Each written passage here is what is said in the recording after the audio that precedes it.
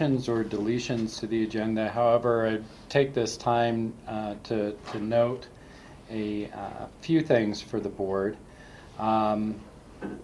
First, under land use, let's see, land use public hearings, the Elam Gravel Pit annual review.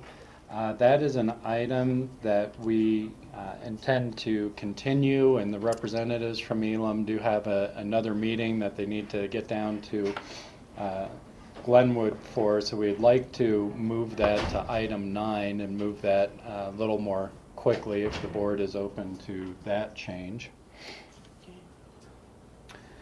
And then I'd also note for the board that we had an informal resolution that's sitting under consent action items.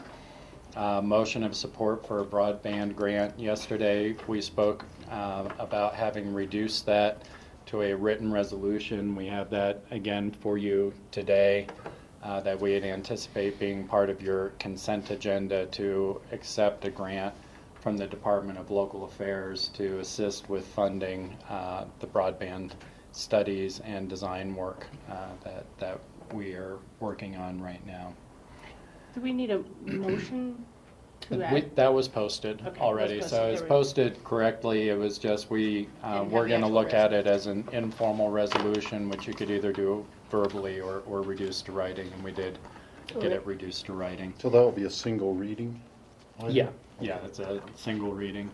The last thing I just note for the board is this is a change in our agenda format today. We had talked about making a change in our agenda format during our retreat this year. This is our first time during the regular meeting under our revised agenda format. And for yours and the public's education on this, basically we've divided the agenda into 3 main categories. We have consent items, which are generally perceived as non-controversial and allow the board time to consider more complex items during the next part, which is individual consideration. The way we intend the consent agenda to work is that staff is here. We would be making just very brief presentations without board action after each staff presentation, just 3 5-minute max kind of presentations, just to make sure that the public is aware of the items that are being acted on. And then the board can adopt the consent items as a single motion. And so what we'd anticipate is that staff that's here to speak to the items that are in the consent agenda will be given an opportunity to come up, briefly explain the items, and then you would adopt the consent agenda as a single motion. If the board sees anything before we start into the consent agenda that you think may require some more discussion or you have more questions on, any board member can request that an item be removed for individual consideration. George. So some of the consent action items we would have already seen in a work session and some perhaps not? Yeah, and in the future we'd anticipate that the items that you're going to be seeing on the consent agenda you will have generally seen in a work session and or such a regular part of what you do that it's non-controversial, it's pretty well understood. Yeah. Obviously, in our first few times as we move to our new work session and regular meeting agenda formats, that may not be the case in the first few weeks or so of making this switch. The next part will be items for individual consideration. These are the items that either because of public concerns that have been raised or complexity of the issue internally, that we're going to spend a little bit more time making presentations and asking you to consider those items individually. And then the land use items have really substantially stayed the same as they have in the past. And so we'll practice this, probably take us a few times to get into the rhythm of a new agenda. That's okay. I'd ask the public to be patient with us as we exercise a new process, and hopefully this will work out to be a little more efficient and a little bit more transparent going forward. Thanks for the explanation. Yeah, Okay. and that's all I have.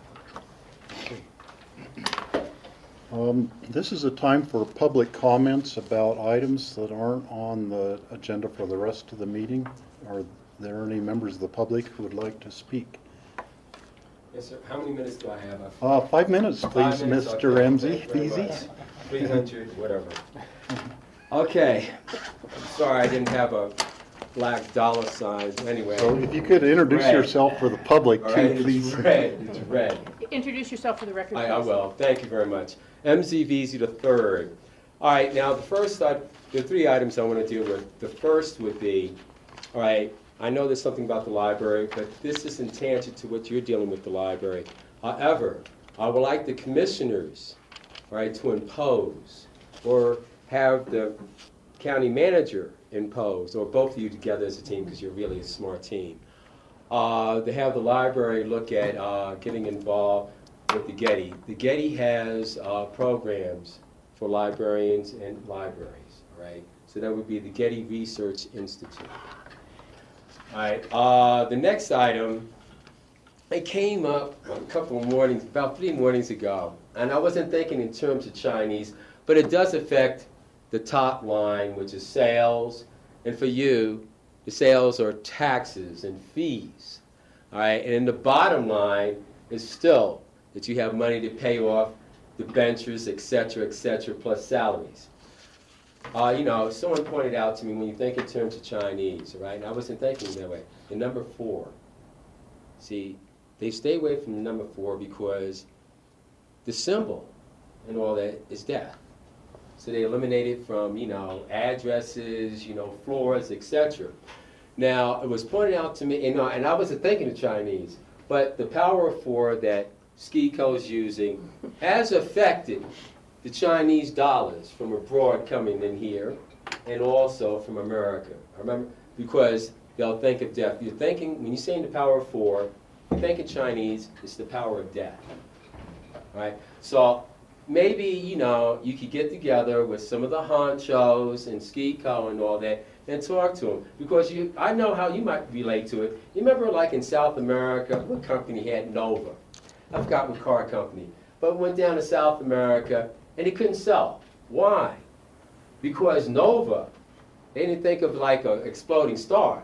No go, right? Ba for go, no is no, right? So they failed. So I'm just bringing that to you. Now, the very last thing I have to deal with, I'm dealing in terms of parallel processing approach. This is what they use for robotics. All right, you have a whole bunch of programs going together that are parallel and everything to get things done. All right, an economic engine, the only one that makes sense here, and people really do need jobs. I mean, it's not this little rinky-dinky stuff and they're dying with 3 part-time jobs or whatever else, is the airport. All right, what I'm suggesting to you somehow, all right, the public approach, and you've been doing it like forever, is somehow to speed it up. Also, it would not be bad to all of a sudden begin the process of at least establishing how you're going to do a bond issue, all right, and get that part together, all right? So when things kick off, you have it going. Now remember, you're not only dealing with Pickens County, but also you're dealing with Garfield County and part of Eagle County, right? Now, the project, I guess you might have 5 years, I say 5 to 7 years or whatever else, you know, to go for the project. Now, what happens as that project begins to sputter out, then we hope that some people will have saved their money. Also, we hope that some will be encouraged to start up businesses. Because in terms of creating businesses in America and starting them up, it's been plummeting for a long, long time. All right, I've gotten that from the Federal Reserve Bank of New York, if someone wants to question my source. All right, and then if there are other public projects, they kick them in, like, you know, before the last 2 years. See, so you can keep the economic engine going for a while. It may not be an all perfect, plan, but it can be there.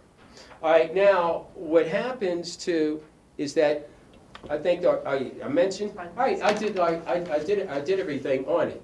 Now remember, airports are very, very important. All right, these little building projects and all that, they're not going to get it. The only thing that I hope that you and the county manager could do is encourage in different ways to make sure that the people here in this area get quite a bit of the employment instead of someone else coming in from somewhere else. And I'm also saying about the businesses too. All right? Because if you look, I know for LA, and this is the last thing I'll say, when they were building the subway system, I didn't meet anybody who worked on it. And they spent billions and billions of dollars. And I ran across other people, no one knew who worked on it. All right? So what I'm saying, you're going to spend your money, all right? Make sure that it gets in the pockets here, but then also try to get the population to be a little bit more capitalistic. Look, thank you very much. It's nice to see you all again. And don't worry, I've been thinking about you. Nice to see you. Thank too. you, and Thank you. we enjoy your occasional letters to the editor, too. Yeah. Well, look, thank you very much, and hopefully, it does help out from time to time. Welcome back. Well, thank you. Thank you Ms. for all your Clapper. thoughts here. Yes, Chair. Thank you very much. Are there any other public comments that people wish to make? Okay, are there any commissioner comments? Rachel?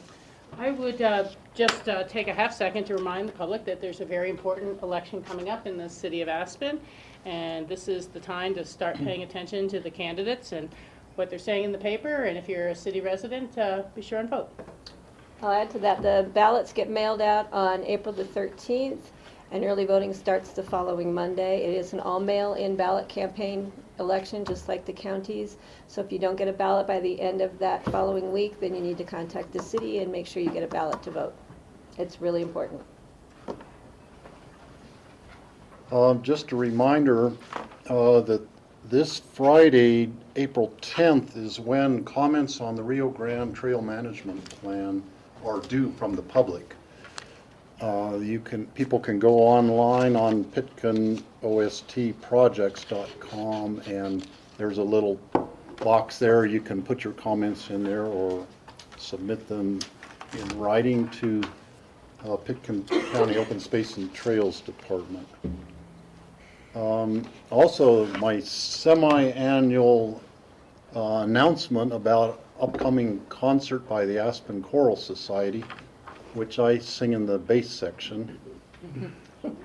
And there will be, it's this week are the performances. The performance is called A Vocal Orchestra, 4 Centuries of A Cappella Harmony. And there will be 3 concerts on Friday, all at 7 p.m. this Friday evening at the Grace Church in Emma, Saturday evening at the Glenwood Methodist Church, and Sunday evening at the Aspen Chapel. And this is a very interesting and different format. We have all of the choir members sitting down interspersed with the string players from the orchestra.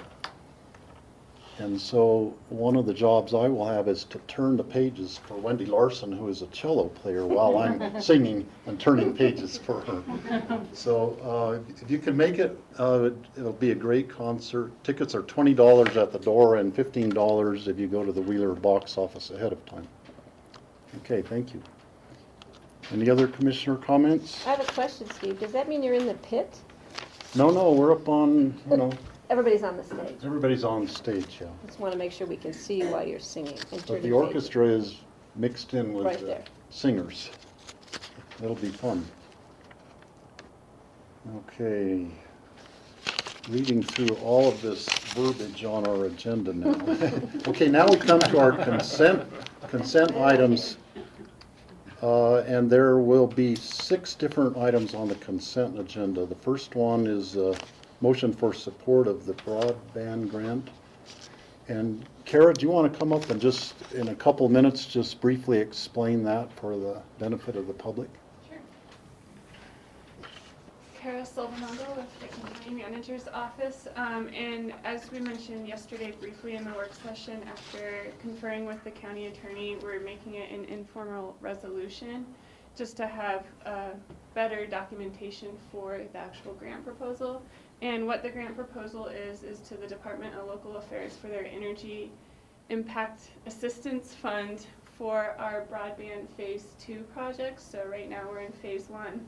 This application is for Phase 2 to include a network design as well as tie in an aspect with public safety, so an entire microwave backhaul that links all the 7 or 8 different tower sites that we have.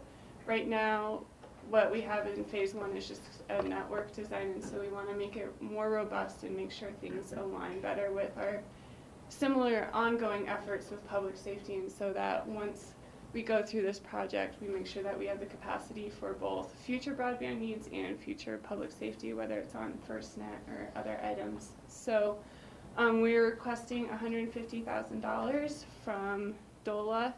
And this is, again, part of DOLA's application process is to request board authorization of the grant. If we actually get it, we would definitely come back for a formal resolution to you guys. Okay. Would you just, since we have the opportunity and we're on camera, would you just let the public know about the broadband survey that's going on? That would be great. I think a lot of people have gotten the surveys. They should have been hitting people's mailboxes Monday or Tuesday, requesting everyone to fill it out. It's a random sample, so we aren't sure who got it and who didn't. It's part of a statistically valid process that one of the consultants is working on, and there should be a return, a self-addressed return stamped envelope, and if everyone can return those by April 24th. And at the same time, we also have an online forum on Pitkin County Connect just to try and garner additional feedback from the public to try and capture as much information as we can. Thank you. Okay, thank you. And for the public's information, you mentioned the acronym DOLA, which is the Department of Local Affairs. It's a Colorado State department. Okay. Take a motion? Well, we're going to do we're going to have one motion at the end. We're going to okay. roll through all of those, I'm yeah. sorry, Just the I first just wanted to three. separate it. I thought it was Just the maybe first different. 3. All Okay. 6. Awesome. Thank you, Kara. The next item is resolution appointing the chair of the Pitkin County Emergency Medical and Trauma Advisory Council as the Pitkin County representative to the Central Mountain Regional Emergency Trauma Advisory Council. And I'm glad we have acronyms for those different things. Phyllis Matisa, Assistant Manager of the county. Richard Cornelius, Basalt Fire and Chair of the Pitkin County MTAC. And so this is one read resolution just appointing the chair of the MTAC, which at this point is Richard, as the county's representative to the Central Mountains RETAC. And I noticed on your bylaws that you have more people going actually to those meetings, or that more people can go from your board? That's correct. As many people from Pitkin MTAC that want to attend can attend. We only receive 3 votes though. Okay. So then you're actually the one, right now would be the one who's the official Correct. representative. Okay. Any questions from the board? I just want to thank you. Thanks for your service and for doing what you're doing. Yeah, and yeah, definitely. Thank you. We really appreciate all the emergency medical and fire prevention and fighting things that happen in the valley is so important to us. Thank you for your And support. we can't thank you enough. Okay, thank you. And we'll vote later on. The third item is resolution ratifying appointment of Ann Stevenson and Kent Winery to the Basalt Regional Library Board. Yeah, I can take this one, Steve. Under the statute that the Basalt Regional Library Board is organized, Appointments have to be ratified by all the public entities that were involved in the creation of the district, and so that includes Pickens County. And so you have you have in front of you ratification of 2 appointments, Ann Stevenson and Kent, I'm going to mispronounce this, Winery, to the Basalt Regional Library Board. Okay, and I note that Ann is representing Pitkin County and Kent is representing Town of Basalt on the board. Correct. And both their term expirations would be March 2018. George? So, John, we probably missed one step in this process since these are renewals and we didn't interview them. It'd be nice to contact perhaps Barbara Milner down at Basalt Regional Library for further renewals that they would recommend they would use our same renewal application form, so we'd have some information from them and some feedback as Okay. well. We can do that.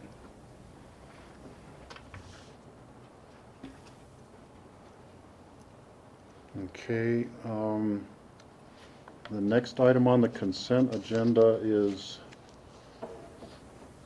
now John, just a real quick question. Those are the single reading ones. Should we vote on them separately or? I think you can altogether? adopt all of these as one motion. In the future, you'll have a public hearing that you'll need to open for all the items on consent. Okay, so the next items will be, this will be first reading and there will be public hearing in 2 weeks on April 22nd for these next 3 items. First is an ordinance repealing and reenacting Title 6.04 Health and Safety Ambulance Services of the Pickens County Code and affirming the County Commission as the ambulance licensing authority within Pickens County. Phyllis? Tice again. Richard Burns? Again?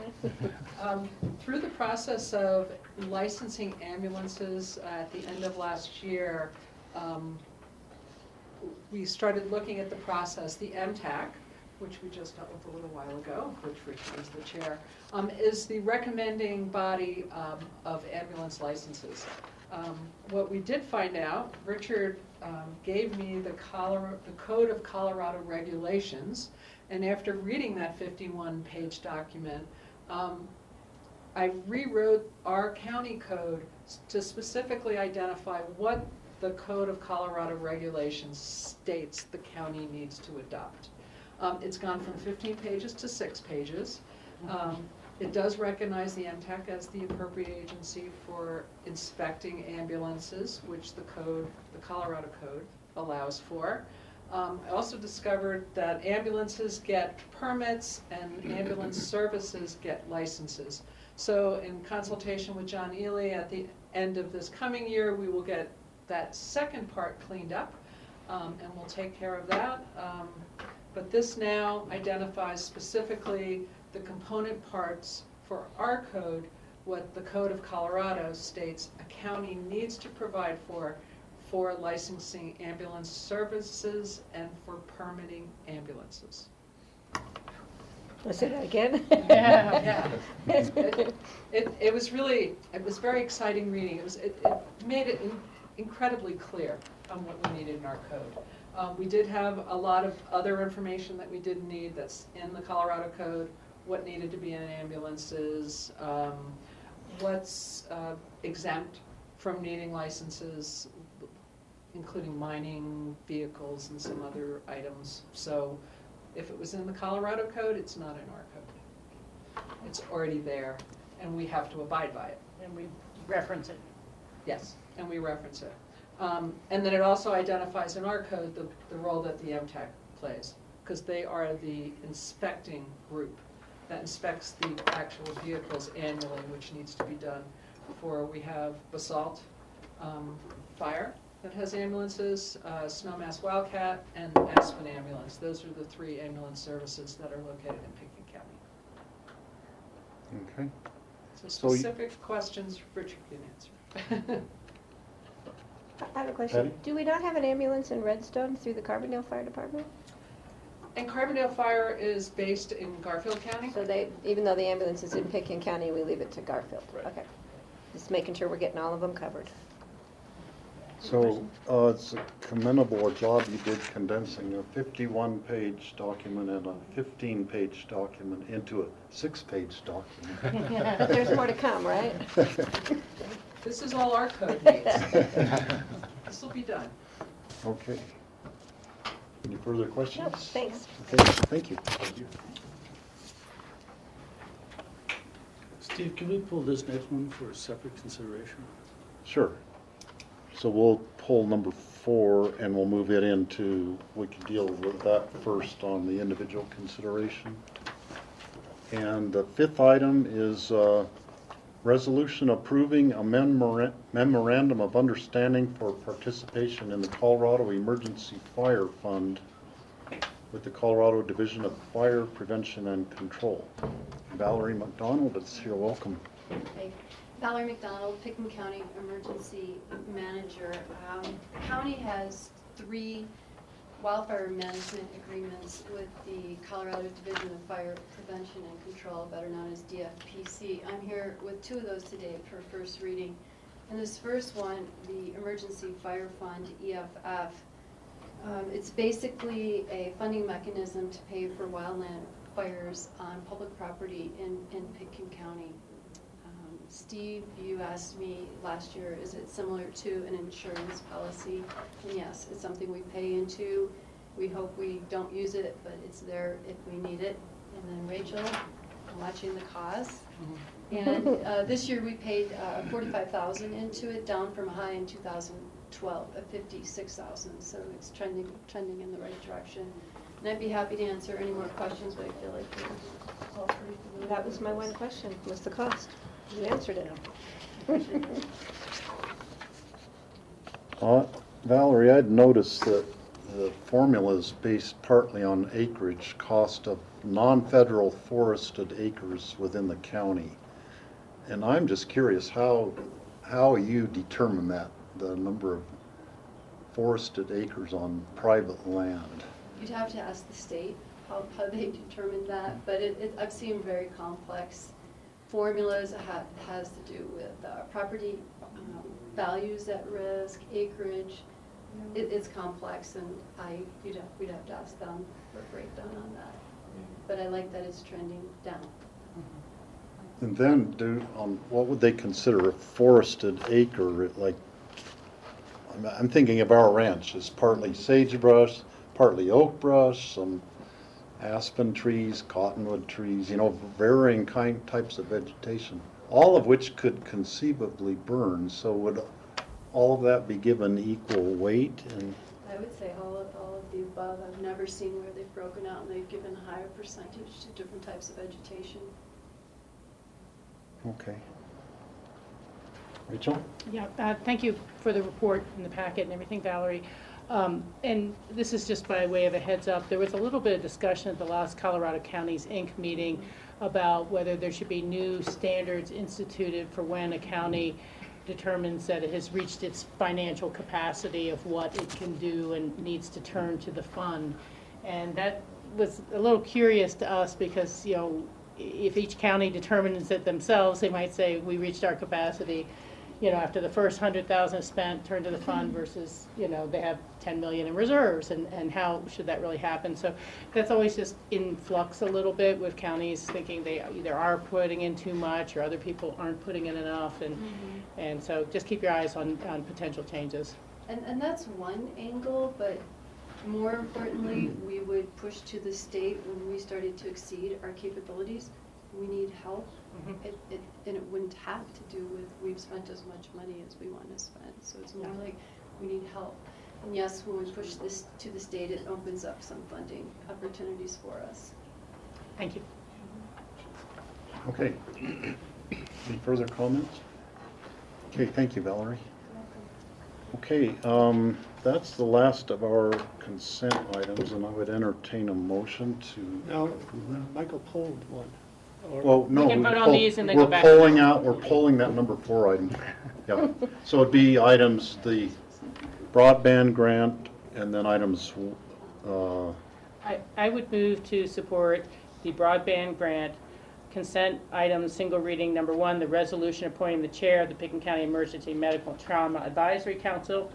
Resolution number 2, ratifying appointment of Ann Stevens and Kent Winery to the Basalt Regional Library Board. Ordinance number 3, set for public hearing on the April 28th, the ordinance repealing and reenacting Title 6.04 Health and Safety Ambulance Service of the Pickens County Code. And item number 5, again set for public hearing on April 22nd, the resolution approving a memorandum of understanding for participation in the Colorado Emergency Fire Fund. I'll second that motion. Okay, is there any discussion? All in favor, say aye. Aye. Thank you. Okay, that's passed. Thank you. Okay, moving on, we'll take that item number 4 next. The grant offers from the Community Office of Resource Efficiency for Design Assistant Grant and a Randy Udall Energy Grant for the library.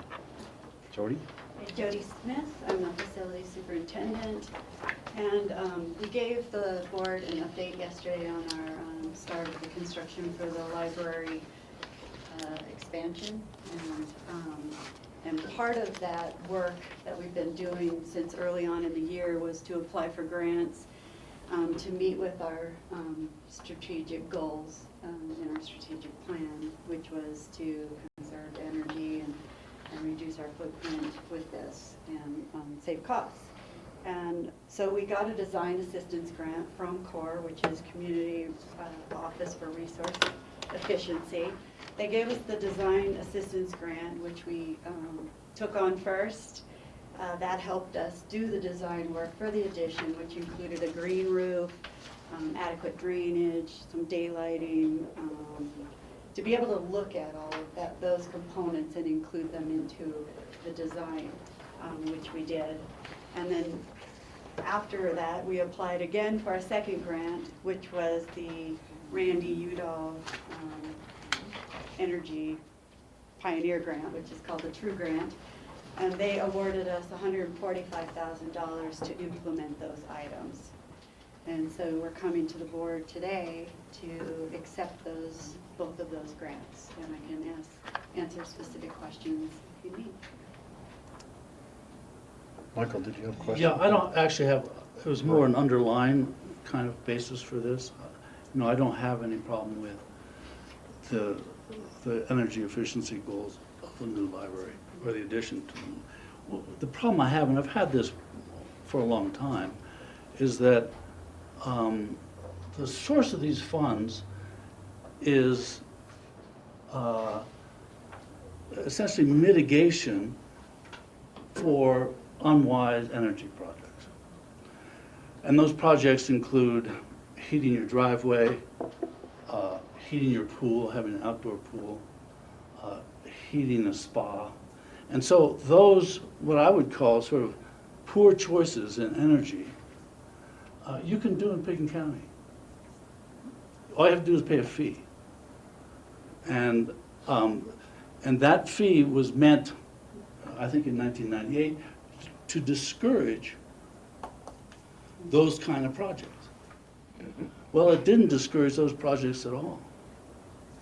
It turns out that if somebody wants to lay a grid of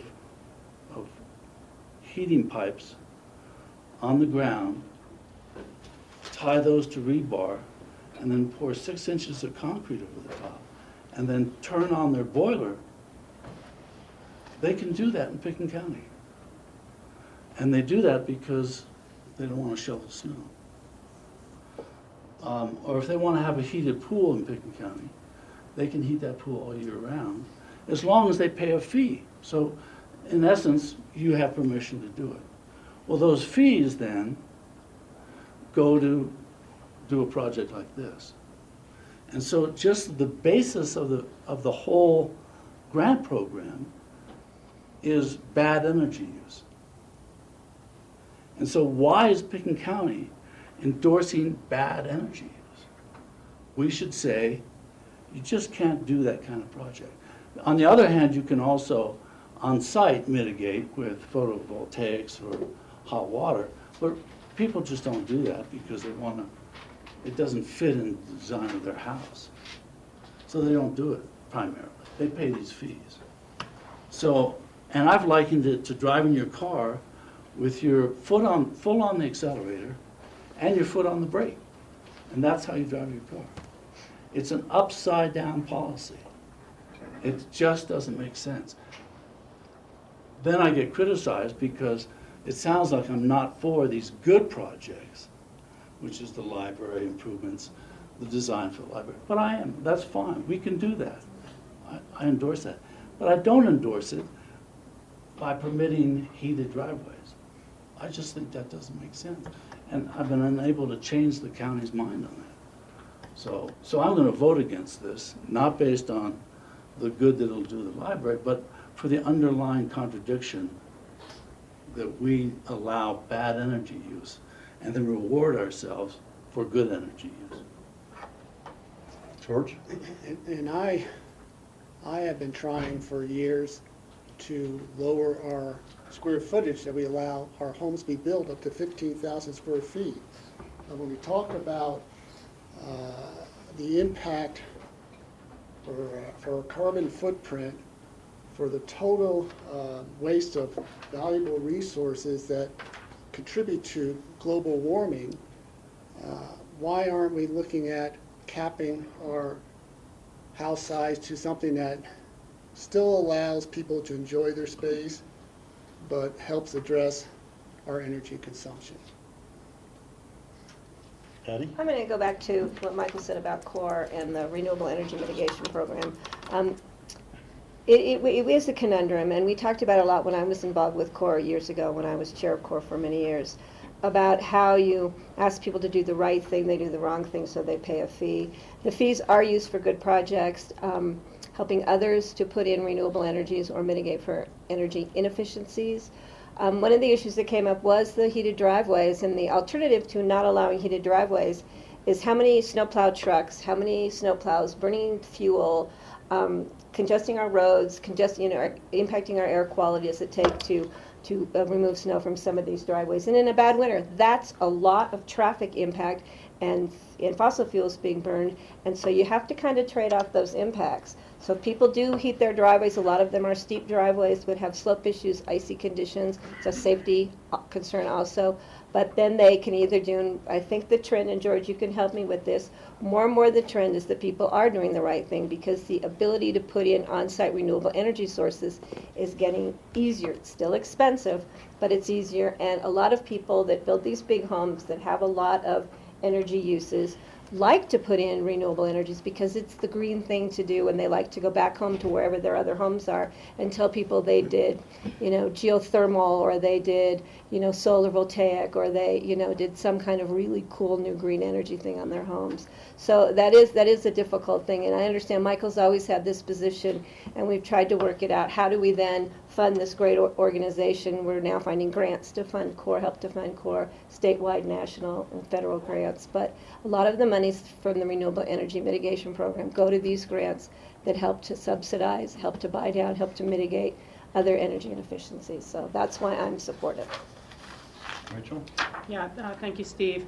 I would agree with Patty that it's important not to make generalized statements about how many people do mitigation on site, how many people don't do mitigation on site.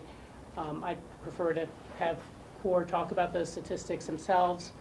And it always has been a offset program.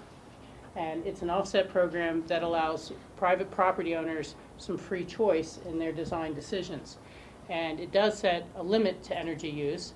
And if your energy use is going to exceed that of what you can generate on site, then you need to offset it in some other way. I'm not aware of, but maybe we should research if Michael is proposing that we ban outdoor pools, or we ban heated driveways, or we ban other types of energy use in this community. But we've never chosen that ban approach. It has been more about incentives and disincentives, and that people will logically make good choices, or at least offset their impact through a series of incentives and disincentives. I think that that's been described before as a transactional marketplace, that people are happy and understand the restrictions, even if it includes a fee, such as a fee for a transferable development right to build a larger home, and then they offset that energy. But that purchase of a TDR has preserved open space and public land somewhere else.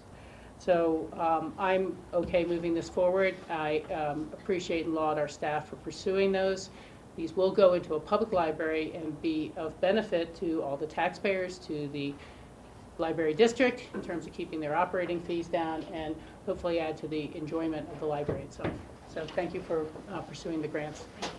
So I would agree with that sentiment, Rachel, that the library project is awesome. And I remember when we were first discussing the library project with Kathy Chandler, the librarian, I would suggest let's put in some good energy efficiency things in there. And she was like, well, that would be nice, but how are we going to pay for these different things?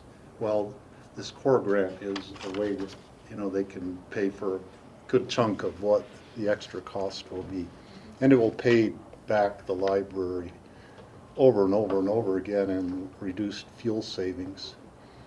The other items for discussion, I think it would be well worth the board looking, you know, in the future, having work sessions to talk about the renewable energy mitigation program.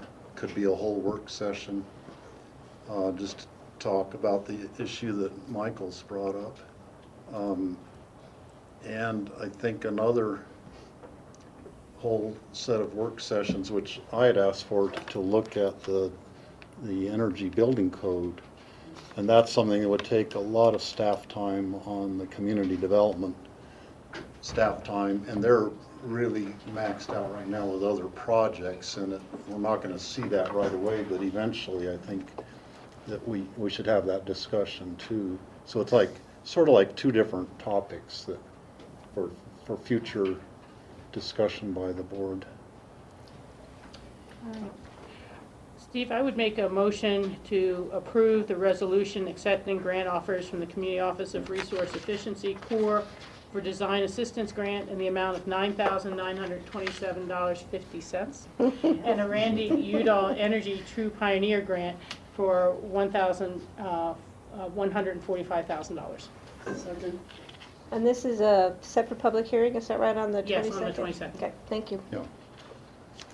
Okay, it's been moved and seconded to approve this resolution. Is there any further discussion? All in favor, say aye. Aye. Aye. Thank you. All opposed? One opposed and 4 in favor. Thanks, Jody. Thank you.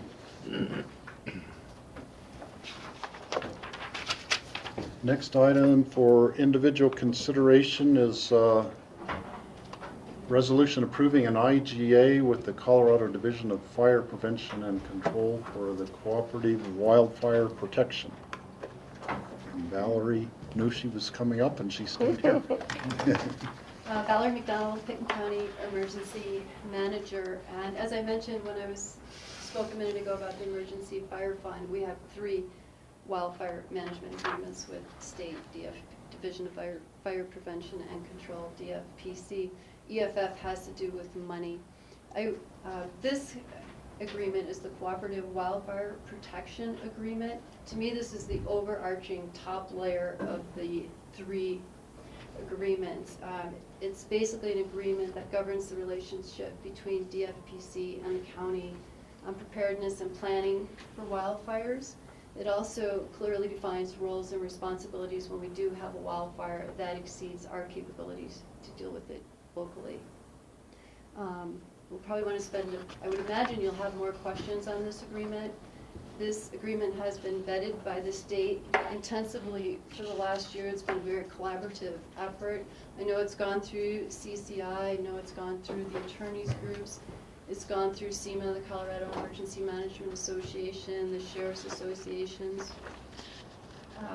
There was a lot of discord over the last year about this, but I feel like they've got it right. I don't know of any county that's complaining about it. It just clearly defines roles and responsibilities. It makes a lot of sense if you read the document. I'll stop there.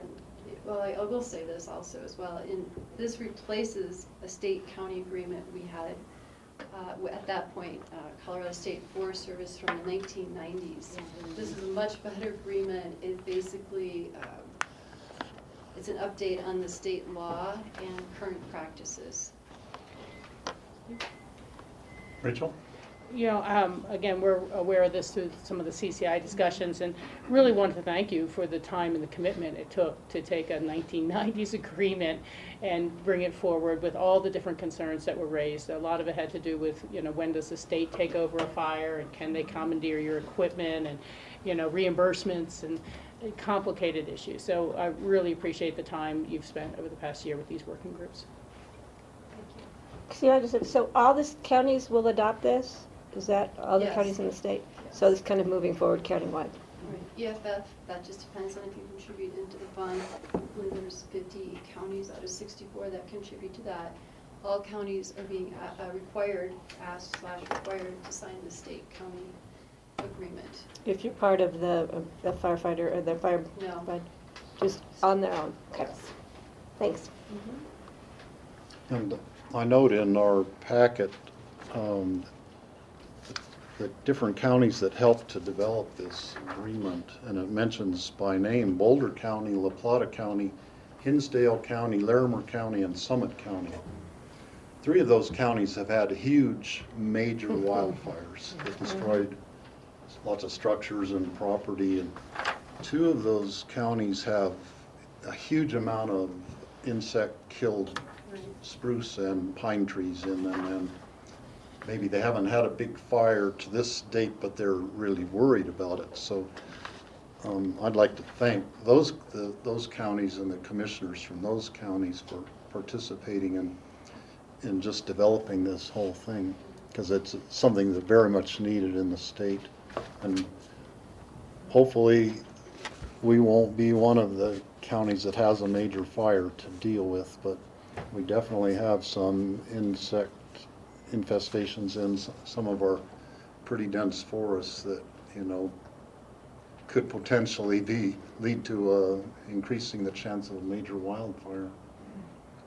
DFPC did a great job of making presentations in all of the counties, and in our Northwest region, they were here, and Joe DeSalvo, sheriff, as the fire warden, and myself, we were both involved as well. All sheriffs and all emergency managers were amongst others.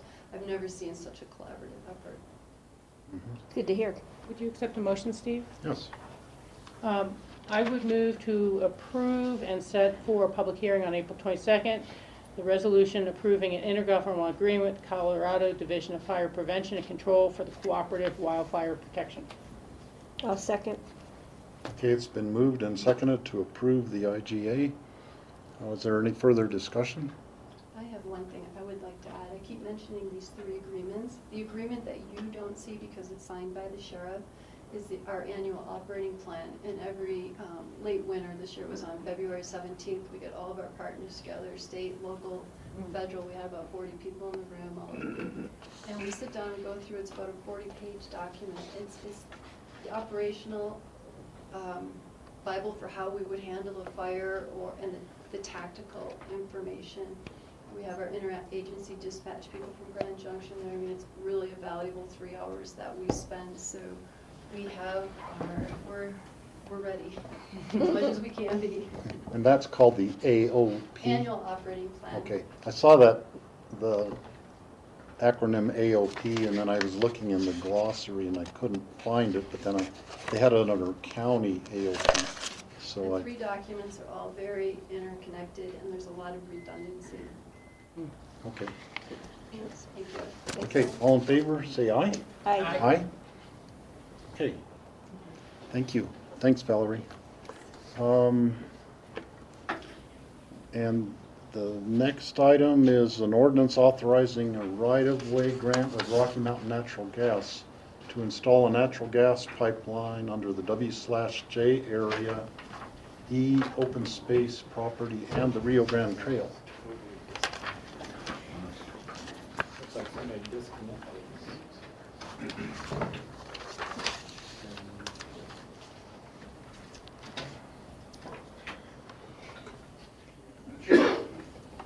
I'll just be back in a second. John, they were setting up for a later presentation, and they were just prepping, that's why. Oh, is that what it is? I think we could use the. It's fine. I just didn't want you throwing that stuff over your shoulder. Throwing it, yeah, and then, yeah. Just throw it Doug's way over there. It's an Apple product, so I appreciate it.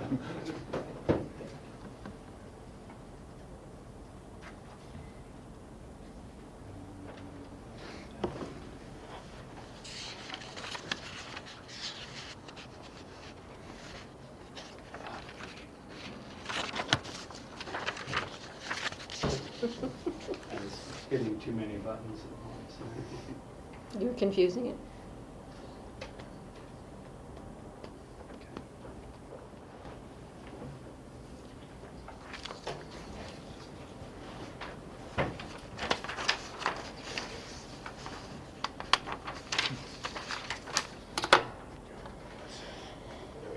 Hey, can you slide that chair out of there? Okay, we'll have two of these maps Steve, here. can you slide I that got chair? it. You should go this way. Thanks, John, appreciate the help. Yeah. Matt Adeletti, Picken County Open Space and Trails. This is the proposed right-of-way grant to Source Gas, or I'm sorry, Rocky Mountain Natural Gas. And this is a pipeline that they've been installing from Wingo Junction. And, excuse me, this is Mike Moore, he's the landman for the gas company. And they've been installing over the past 10 years or so, a new 10-inch gas line. The gas line that now goes up the valley is a 6-inch gas line. And it's just not productive enough for all the development that's been happening in the valley over the past 30 years or whatever. The original gas line, 6-inch gas line, went in 1954. And it's not big enough anymore, so they've been installing a 10-inch gas line. And this gas line is going from Wingo and is right now at about 2,000 or 3,000 feet below the Woody Creek Junction here. And so what this right-of-way grant would be is for the new pipeline to enter into certain properties owned by the county that are managed by the Open Space and Trails program. One of these is an 8-foot section here, and I'm not sure, I should have brought my little red laser pointer. You can point to it on the. Hold on. Whoops. That's what happened to her. That's okay. Just do that. And it's right here, right there, that little. So what? So it's right in here, this section right here, that they'll be going into the Rio Grande Trail. There was some other alignments that we looked at, but they would be going through some private property, but they'd be going through some riparian areas and some heavily vegetated areas. And when you reclaim some of that, you can do the reclamation, but it takes a little while, and you can see the cuts when you do that, the utility cuts. This way, it's within the trail, and so you will not be able to see where this alignment is. It will have a marker showing that there will be utility there. It will be off the trail, and in this section here, they will be going in, and after they install it and they reclaim it, they'll be going back and completely repaving the 800-foot section of the trail here.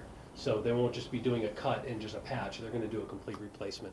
And also, there's Matt, could you identify some major things so we can get oriented Sure. where W/J is or whatever's showing? And actually, this part is the Woody Creek. Is this the Woody section. Creek Mobile Home Park? Here? No, it's right off Woody Creek Road, just before your new pedestrian bridge, would be the first segment. So would this be the bridge, the new bridge? Going over Yes, Woody sir. Creek? Yeah, Yes, sir. and that's Woody Creek Road going up there. Okay. Sorry, I should have aligned this. So Matt, That is the trailer. so is this all underground? Yes. So this crosses the Woody Creek underground? Yes, sir. Yes. This. Did you mean the Woody Creek? It actually goes under the Woody Creek? Actually, we will be within Road and Bridges portion of Upper River Road. We'll go over the giant culvert that drains Woody Creek. And there's such sufficient cover there. There's probably 12 to 15 feet of cover from the grade of the road to the top of the big culvert there, so we'll be right through the parking area there, just off Upper River Road. Okay, well, that's different then. Yes, sir. This isn't particularly clear here. I got it. Did you ever hand up, Rachel? No, Okay. I just, Okay. The other part of this is there's some damage to the asphalt on the trail that is along here and right in this area, and Rocky Mountain Natural Gas will come in and they're going to repave that whole section as well for us. So that's what's going on with that section. And then I have the two other sections on this map. Or if you have any other questions on this one. I'm confused. The damage to the asphalt is upstream of this, isn't it? We have a cut in the asphalt upstream of this on the Rio Yeah, I'm Grande. sorry. And what think you're I'm pointing looking to is the differently. downstream, that's fine, that particular portion of the trail. Yes, I meant the other section. The top upstream section. portion, upstream of the bridge area. There is an area that Gary Tenenbaum identified that's off the, just to, shall we say, the south of the Woody Creek Post Office, the old railroad grade there. Coming back, there's an area there that has been patched a number of times on your trail, and we've agreed to take all that patching up and replace the trail for you. I think we're talking about the same thing, but we're using south and upstream, downstream. Yeah, So, okay. so then, was this referred to the Woody Creek Caucus? Yes, I've been to the Woody Creek You Caucus. haven't talked to them about Yes, this? I have, yes, sir.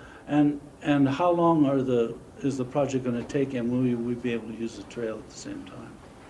Well, to answer your question, the project is slated to begin probably the first, second week of May, as soon as all of our qualifications have been done for a contractor, of course, with your blessing. The trail will have some interruption to it, not all summer, but we'll get it done as quickly as we can, but we will have proper signage up and traffic control so that people know that the trail is under construction.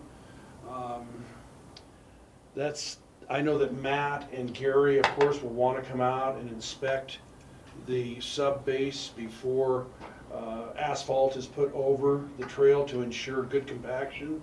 So that's a little bit of a moving target. We're trying to do the best we can and work with Open Space and Trails on this. I wished I had a date for you. So it sounds like what you're saying is, with traffic control, there won't be any total closures of the trail, but there'll be some flow control on the trail. What are we talking about?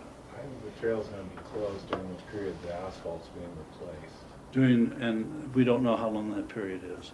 We're still working to schedule this so that the start and the end are as tight as we possibly can. Because that portion of the trail is as heavily used as any portion of the trail, except for maybe in town. And the pavement's not all that old, unfortunately, it just wasn't laid down very well to begin with. So do we have is it a week? Is it 2 weeks? Is it a month? I don't know that we made that determination. It's a separate discussion really from the grant of the easement for the cut. But Right, but we're here, we won't be able to talk about it. And I don't know the specific answer. Do you have a goal? The goal is to minimize it so that it is as short as possible. I would hope that we could break that down to a couple of weeks. But Yes. I don't know, Michael, and I'm happy to find out.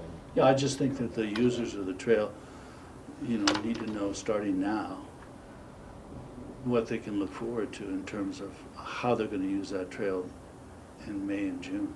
We will certainly have public notice well in advance of the begin date of the construction, and we will compact the interruption as tight as we can. And I'm happy to come back and give more certain answers to those questions. Do you know how much of this gas is going to be used for heated driveways? I think you're probably right. The actual impact to the trail, as far as the installation of our gas line, should probably not take any longer than a week, because the distance that we will be impacting in this particular part of the trail will be so short that we can probably put that trail back together immediately. The part further upstream, if you will, that we've agreed to repair for you, that will be up to the contractor, the paving contractor as to. So we don't want to tear everything up all at once. We'd like to be able to get our business done, get it put back together, and pick a window for your repairs so that we don't impact your trail. And the repairs on the trail are really independent of the laying down of the line, so we will essentially be managing that. We'll have control of choosing those dates to minimize the disruption. So just, we have these little red lines showing where it's in the easement of the Rio Grande, but we don't have a red line showing the entire construction of the, and how it's going to affect. Is it going to affect public right of ways? Or what's going on here? Are we, The pipeline will begin on fee property of Aspen Valley Ranch where it was terminated, the last segment coming up from Wingo Junction. There will be no impact to the public whatsoever because we'll be up on within their pastured area coming towards Woody Creek. Woody Creek Road itself will have some impact. We are pulling a permit from Road and Bridge for that, but we will have steel plating available so that, of course, any emergency vehicles will be able to access along with people that live up Woody Creek Road.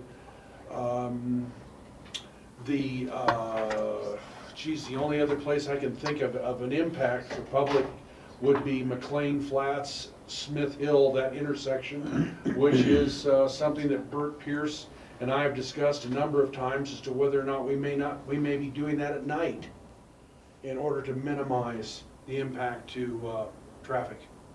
So he's waiting, of course, to hear your blessing on this project before he issues any permits. But I have been out in the field with Bert a couple of times now. Patty? Well, yeah, since this project extends above and below what we're dealing with right here today, maybe in the future we can have a memo come back as part of our work session packet, just outlining the closures and the extent of the project from Aspen Valley Ranch to Smith Hill, just so we have that information. I think that's a good idea. And I have a question. It's Rocky Mountain Natural Gas? I thought you were all source. Well, Rocky Mountain Natural Gas is just simply a division of Source Gas. It's the transmission side. I have an affinity towards Rocky Mountain Natural Gas because of my father-in-law was involved with that for years. They've been around a while. Yeah, it's been around a while. And I only have one other little correction, Matt. On the memo, you put that the public hearing was set for April 8th. Isn't the 22nd? Yes. It's coming back on the 22nd. Yeah, Okay. 22nd. Okay, great. Thank you. Rachel? Yes. Thank you. Well, coming back on the 22nd, I think we could get more of that information then. I'd like to know what the phasing protocol is and understand there may be some ranges there as opposed to exact start dates or not. But I'd like to see that because what I'm particularly concerned about, and I'm going to thank Michael for bringing out and questioning so thoroughly, is will people be getting onto Smith Hill Road and Lower River Road to get down to the tavern and stay off the trail altogether, during those sections? And if so, do we need to coordinate a little more with the sheriff's office to make sure there's not speeding going on in that time, and what sort of increased bicycle traffic might we expect? But it really could dump a lot of people onto the regular road, and those roads have no shoulders. Yeah. And so I think that I'd like to know kind of the full planning activity for public safety of our trail users, because I think a lot of people would see, road trail closed ahead, or unless we're planning making little detours around each section, which I don't think we are. We probably don't have the easement. We don't want the disturbance of the ground. It's going to be outright closures. And if that's the case, there's both bicycle outfitting companies that should be notified to make sure they're not trying to send groups down there from the bicycle shops. And so I just want to kind of get a full plan, I think, by second reading on this. The other thing is, and I think you probably have it covered in your agreement, but I'd just like it on the record, is that there would be full weed control and revegetation. That if the weeds doesn't take the first time, they'll come back around, and the vegetation will be taken care of. Okay, thank you. Go ahead, Dale. Follow up. Well, I just wanted to make a footnote that the actual land use approval for this was a location and extent review, and Lance can comment on that if you'd like, but I think some of the reason that people were a little confused as to the larger scope of this is that it was approved in that way. I can, quickly, Lance Clark. Does he need a microphone over there by chance? I know we don't have one on that desk. Don't have one. This project, being a public utility, went through the location and extent review at the Planning Commission, and everyone within 300 feet of the full corridor was notified of this proposal and of the public hearing, and as well as the Woody Creek Caucus. And so there was a full public hearing on the entire project, which is from Aspen Valley Ranch all the way to the intercept lot, all the way to that little substation that is on the up valley side of the intercept lot. That's the entire length of this project. And the only two public impacts are here crossing Woody Creek Road and a little bit of the trail above the post office, and then again crossing Smith Hill Road, crossing the Roaring Fork River on the old bridge, and then going up the Aspen Mass Trail to the intercept lot. And actually the intention there also, which I think Open Space could give you more details on next time, is that that very steep Aspen Mass Trail is going to be replaced with a new, less steep trail, and the gas line is going to go up the old Aspen Mass Trail, which will be another improvement of this project. But they also will have to go through community development for an earth moving permit, where the issues of construction, staging, revegetation, etc., will all be dealt with. But the two major issues of crossing the roads, they're working with Public Works on those. Thank you for that clarification. Yes, Keith, I was just going to kind of in line with that, say that this before us today is simply to allow the use of open space property.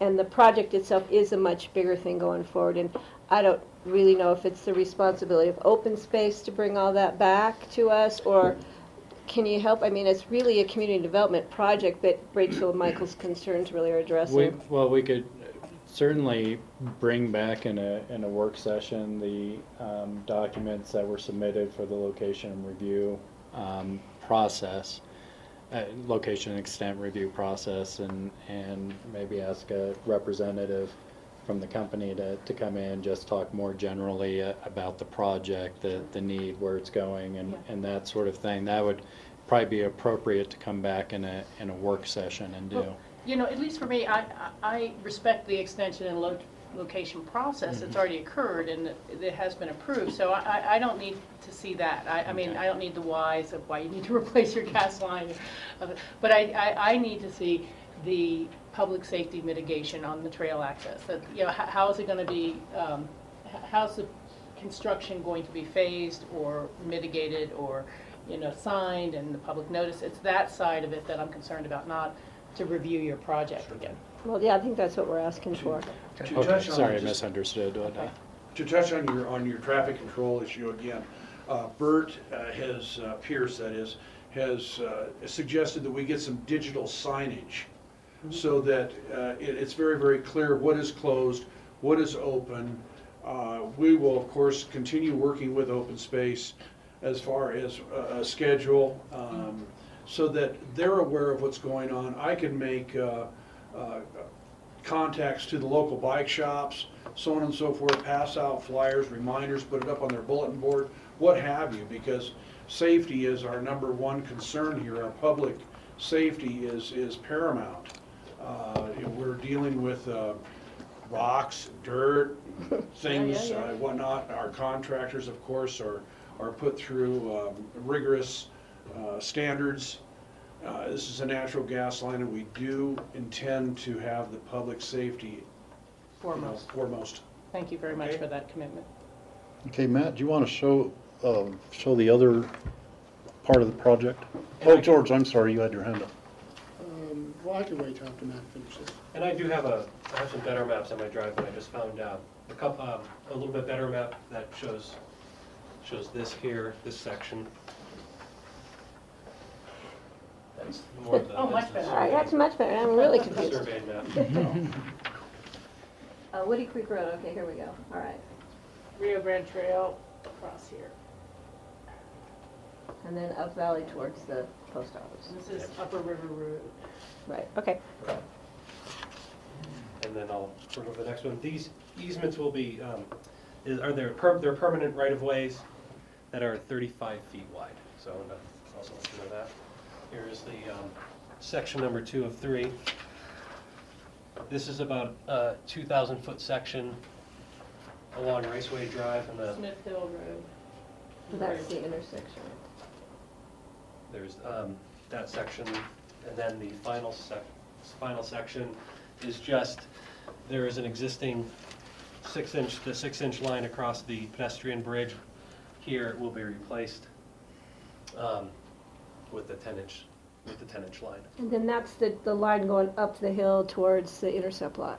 That's correct. Okay. Aspen Mass properties. To clarify just a little bit of what Lance said, the pipeline will be under the permanent trail in the lower reach, but as soon as you get to that gorge on the Aspen Mass Trail, there's actually an old roadway that wrapped around over above Smith Hill Road, and Source Gas has agreed to move our trail over onto the old roadway, which is going to be a better descent for the trail, and take the gorge for the pipeline. We did have a rollerblader bust themselves up pretty well in that gorge one time, so I remember that. we look forward to having the trail improved in that way. Okay. George? Oh, I was just going to say, I support this. I was just going to say, I just want to acknowledge Rocky Mountain Natural Gas for actually going above and beyond what they need to do to help fix the asphalt on the bike trail, and also to reroute the Aspen Mass Trail, which would make some members of the Italian team weep as trying to go up that hill. So I thank you for that. I've used that trail now and again, and it's a challenge. Is that where you get off and walk up the hill, George? No, I don't walk, but I weep. One consideration on the Aspen Mass Trail to keep in mind, I know that the Horse Council people were asking to have a soft track going up there because it would be a connection from the Jaffe Park to the there's a parking lot where they could potentially park a trailer or something. And I'm glad you brought that up, because our full intention is to leave a soft trail on top of the pipeline going up the gully and move the paved trail out to the old road bed. That would be even better because they would prefer Nice to have separation. separated trails. Yes. Yeah. Okay. And I just have one further question. I'm curious, while you've been laying the 10-inch pipeline, have you been connecting different, are you serving people along the way with the 10-inch line, or is it just sitting empty until you get the whole thing done? No, it's live, but it's a matter of economics and, of course, the sensitivity of the entire valley coming up through here. It's been a long, arduous process. Now we find ourselves with the new village at Snowmass and the way the valley has grown, period, that our 54-year-old 6-inch pipeline just isn't going to shove enough gas. It's just that simple. It's been in the works for some time. That 6-inch will be turned down, the pressure will be turned down, and of course we'll continue to serve the Woody Creek area. And the 10-inch line will continue to the Brush Creek station there, our town border station, and so you'll have natural gas for years to come. Okay, all right. George? So the increase in the size of the pipe and the construction, will that relate to an increase in the cost to the users? Will their fees be going up? No, we have to go in front of the Public Utilities Commission in order to raise our tariffs on our product. So, of course, that's something that we just can't arbitrarily say, well, we spent this much money on this pipeline, so therefore everybody's going to get hit, you know, so many cents or dollars or what have you per thermal unit. No, we have to go through the PUC for that. Okay. Okay, I'd entertain a motion. I would make a motion to approve an ordinance authorizing a right-of-way grant with Rocky Mountain Natural Gas to install a natural gas pipeline under the W/J Area E open space property in the Rio Grande Trail. I'll second. Okay, it's been moved and seconded to approve the ordinance authorizing the right-of-way, use of the right-of-way, and is there any further discussion? All in favor, say aye. Aye. Any opposed? Okay, unanimous. Thank you. Okay, thank you very much. Thank you very much. Next item is confirmatory reading of the emergency ordinance authorizing an amendment to section 6.48.140 and 6.49140 of the Pekin County Code, establishing the fee schedule for retail and medical marijuana license applications. And John Ely, you will cover this for us. Thank you. Thank you, Steve. This is a public hearing and a confirmatory reading. The process is established and required through the Home Rule Charter. What this recognizes is that when the board takes an emergency action, either in the form of a resolution or an ordinance, it becomes effective immediately upon the vote of the board. As we just saw with the previous two items, the resolution and the ordinance concerning the right-of-way for the gas pipeline are subject to a public hearing, and that public hearing usually comes after an item has been accepted and read initially by the board, such that the charter is concerned that when we take an emergency action, that the public is not deprived of an ability to address the board concerning that if there is any concern. And so this process is to allow the board to either confirm or reject the previous action, which was effective upon the vote of the board. That happened at the last regular meeting of the board. And the action that was affected was a reduction in the fees associated with modification of premises for any of the various marijuana licenses that are issued through the county. At the current or previous level, they would have gone into many thousands of dollars for a modification of a premise, as they are treated as a new license. Under this procedure and fee schedule, the modification of premises will go forward with paying only a $150 fee. And the $150 fee is more reflective of the actual time and energy that is expended on the part of county staff to administer the application, and is also in line with what the county charges as the local liquor licensing board with a variety of different liquor licenses. So that is it. Any discussion? Yeah, I think that's an important thing for, this is a public hearing. Are there any members of the public who would wish to speak on this at this time? And I'm going to leave the public hearing open because we have a series of questions which are public hearings. So seeing none, bring it back to the board for discussion. Rachel? I'd make a motion to approve on our public hearing second reading, the confirmatory reading emergency ordinance authorizing an amendment to section 6.48.140 and 6.49.140 of the Pekin County Code, establishing the fee schedule for retail and medical marijuana license applications. I'll second. Okay, it's been moved and seconded to approve the emergency ordinance regarding the fee schedule for the retail and medical marijuana license applications. Is there any further discussion? All in favor, say aye. Aye. Aye. Any opposed? Okay. Unanimous. Thank you, John. Steve, these next few items are likely to be lengthy. Should we take a 5-minute? Well, this one. Oh, Elam. I'm sorry, I forgot Elam first. Yeah, and then, we'll do the Elam one, and then we'll take a break because they'll need to set up for the next one. Okay. So we have changed the order of the next two items. These are land use items with public hearings, and the first one we're going to look at is the Elam Wagner Gravel Permit Annual Review. And Cindy's here, and I see Gail Lyman here, and I don't know if you need to come up, Gail, but... I'll wait and see if I... Okay. This is a request to continue the Elam Annual Review until April 22nd. Okay.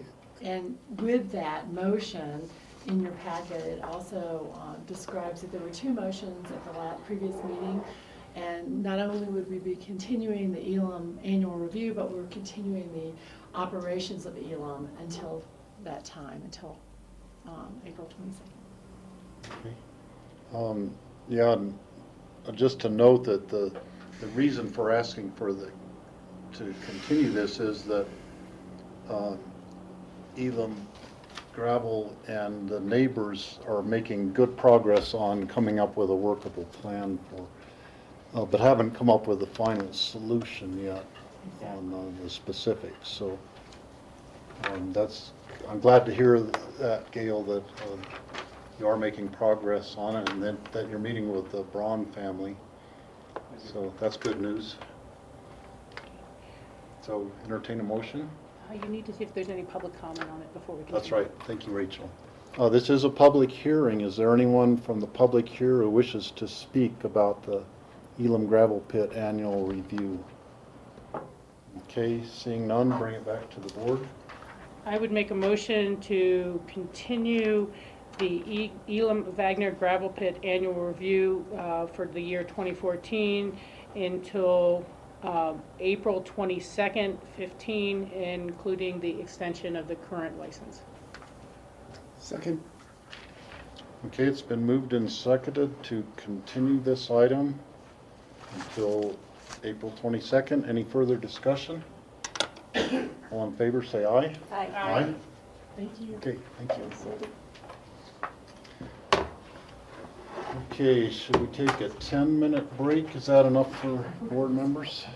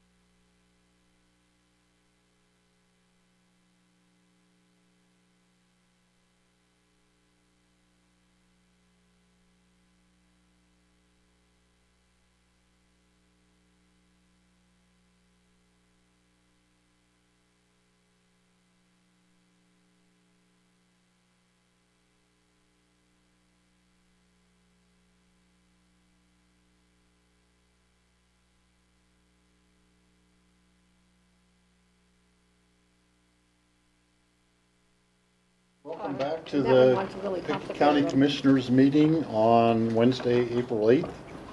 Our next item is a land use public hearing, the Nakagawa activity envelope and site plan review, special review for landscaping, building materials storage, and commercial growth management exemption for insubstantial growth impacts. And Mike Kramer from Community Development is here. Mike? Okay, thank you, Steve. As you said, the summary, Nakagawa activity envelope, site plan, special review, and then also GMQS exemption. The applicant is Hitor Nakagawa, also goes by Hector, and Jimmy Nakagawa. They're represented by Doug Pratt, who's sitting next to me on the land studio. And the location is 24041 Highway 82 in the general vicinity of the Holland Hills area. The lot is about 1.1 acres, and we're in the AR10 zone district. And the request here today is for development of vacant land of a commercial building of 1,000 square feet. And the purpose of the request is that the Nakagawas own a landscaping business. And that landscaping business has operated in the valley for some time now, and they wish to develop this lot with this 1,000 square foot storage building. And you'll remember, I think 3 of our board members will remember when we reviewed the other Nakagawa property, which is directly to the east of this one. And the aerial photo I put on page 1 of staff's memo shows that property. And that property is developed with a single-family residence and a garage, and the board approved a special review for building materials and landscaping storage. And that's the definition of the code. And the applicant has subsequently bought the adjacent property, which is vacant, and they're wishing to develop that for a storage building. I was thinking, Steve, there's some aspects of this I'd like us to get into a few highlights of the code and what this means, this request, and how we're reviewing this, if that's okay. And then I'll get into a few specifics of the proposal, and then Doug can fill in the blanks on what I'm missing as far as the business operation we're going to do. But this is a special review in the AR10 zone district, and as you know, this is not an allowed use in our zone district. It's also not a prohibited use in the zone district. It's a special review use. And what that means is that the applicant can request this use with special review consideration by the Board of County Commissioners, which is what we're doing here today. So you have a discretionary review in front of you, but I just wanted to make it clear that, you know, agricultural residential 10-acre zoning is just that. It's 10-acre lot minimum with agricultural and residential as the approved allowed uses in that zone district. This would be a special review for this type of use on this property. And in addition to that, the applicants are requesting commercial growth management and what the code calls insubstantial growth impacts. And as you know, we have growth management in our land use code. It's been in since 1978. It's the meat and potatoes of our code. And we all know it in the residential capacity. And that means that when you go over 5750, you have to start applying TDRs for square footage. In this commercial capacity, what it means is that whenever a commercial development happens in the county, an applicant must compete for what's called an FTE, a full-time equivalent employee. And depending on the size of that building and how many employees are generated, they have to compete in growth management, which gets reviewed by our P&Z, and then square footage and FTEs allocated by the Board of County Commissioners. Most recently, if you remember, we did one a few years ago with the Cameron Riding Arena. It was a commercial riding arena in Old Snowmass. That's our most recent one. We don't do them very often. But with that, there's also an exemption from commercial growth management. And that's what the Nakagawas have applied for. And the specific criteria in that exemption from growth management is that you have to limit the size of the commercial building to 1,000 square feet. And then you also have to limit the number of employees generated to 3. And they have represented that they're going to do that. And that's part of this application, part of this request. Otherwise, if they wanted to build a bigger building or generate 10 employees, we would have ran them through commercial growth management and P&Z hearings and the Board of County Commissioner allocation hearings and those things. And that's not this request. They're asking for the exemption for this. So I just wanted to make sure that was clear to the board. George? Can I just ask you on that? So would they, in future years, be able to come back and then go through an additional request to expand that? They could come back and ask for an expansion, but they would then kick into growth management because their size and their employees would not fit within the exemption package then. Just to follow up on that, because that was my question about incremental growth. If they did come back with a new application, whether it be a residence or this, would that first 1,000 square foot count? You know, if they came back and said, okay, now we'd like to do 4,500 square feet of this, and we say, well, okay, between the two, you have to 5,500. Would the original 1,000 have to be mitigated, or because now it is incrementally hitting that level, it wouldn't be an exempt, it wouldn't be a grandfathered in? You're right, but keep in mind too, commercial growth management is not predicated on square footage. It's predicated on full-time employee equivalents. Okay. So to fit within this structure of this box, exactly, of an exemption, they have to commit to these size limitations and these employee limitations. If they would have gone through full-blown commercial growth management, it's not based on square footage, it's based on employees. Yeah. So what they would do is they would, you know, I'm just theoretically thinking here, if they wanted to come in the future and build a 4,000 square foot building, we would say, wait a minute, our code says that this generates 10 employees or 15 employees, you have to go through growth management thing. Okay, but again, would the original 1,000 start to be counted then, or would it be grandfathered in as older? Would it become mitigated or require mitigation once they passed a certain threshold? I have to ponder that for a minute. You know, that, to be frank, that has never happened. Yeah. Okay. But my position as administering the code would be that if they came in for a 4,000 square foot addition, that the growth management would be for the 5,000 feet and the employee total. generation of that. Okay, thank you for the clarification. George? So this is a vacant lot, so they could build 5750 on this lot. That's correct. Going through this commercial exemption, could they then still build a residential home? It could.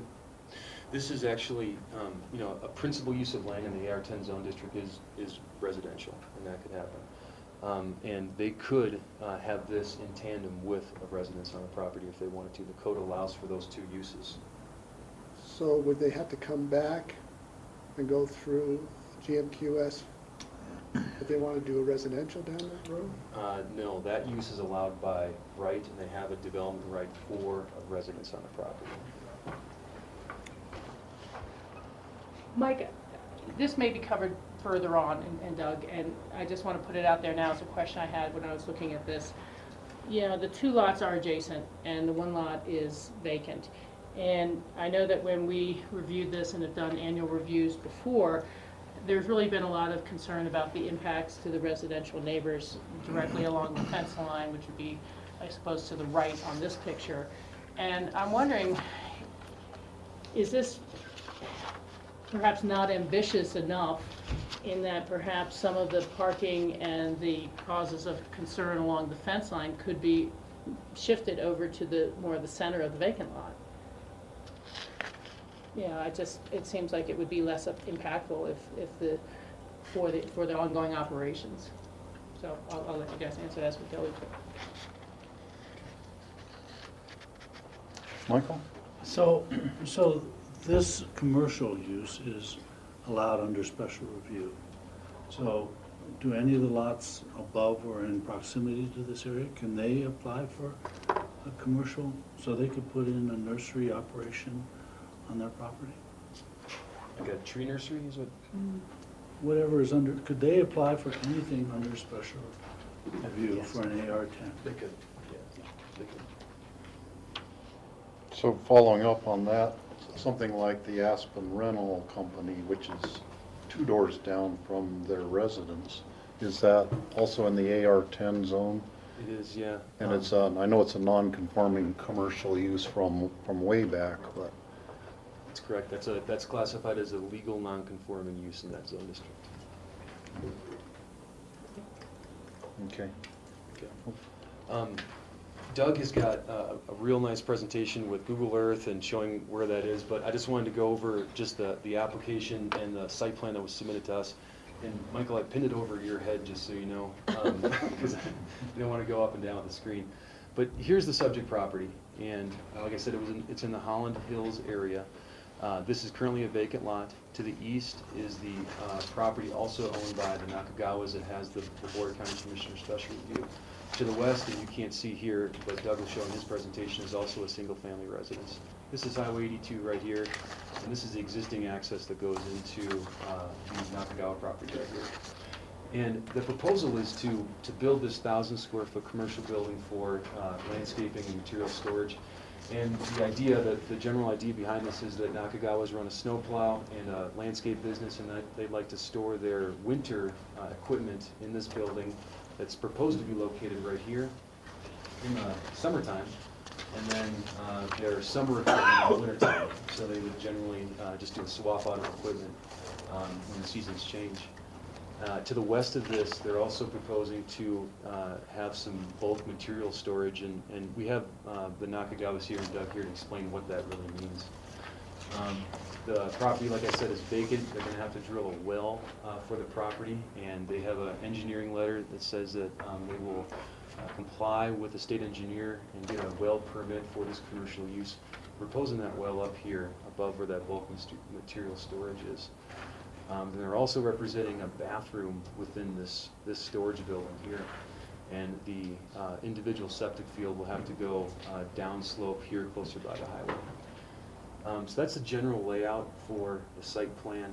As far as activity envelope and site plan, our code requires us to avoid, avalanche paths and debris flow hazards and steep slopes.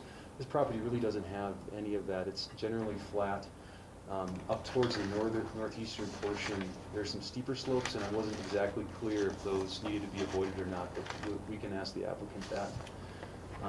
They also are proposing berming along the western property line. Actually, that berm exists, and then landscaping down here to try and block some of the view for the development. Of note too, I just want to make sure that this was clear. CDOT does require an access permit off of Highway 82, and staff was in contact with CDOT because they're not proposing another cut into the highway right away. They're proposing to use this existing cut right here and then branch off the driveway at that radius. CDOT said that they can apply for the permit. The permit shouldn't be a problem issuing because they're not including another cut on the property. So I just want to make sure that was clear. So that's the general site layout. It's not too complicated. The more complicated matters is how does this fit into the scheme of the neighborhood and other uses in the area. And staff recognizes there are other legal non-conforming uses in this area. That doesn't go out to say that that the whole area should turn into commercial, but as of right now it's zoned AR10.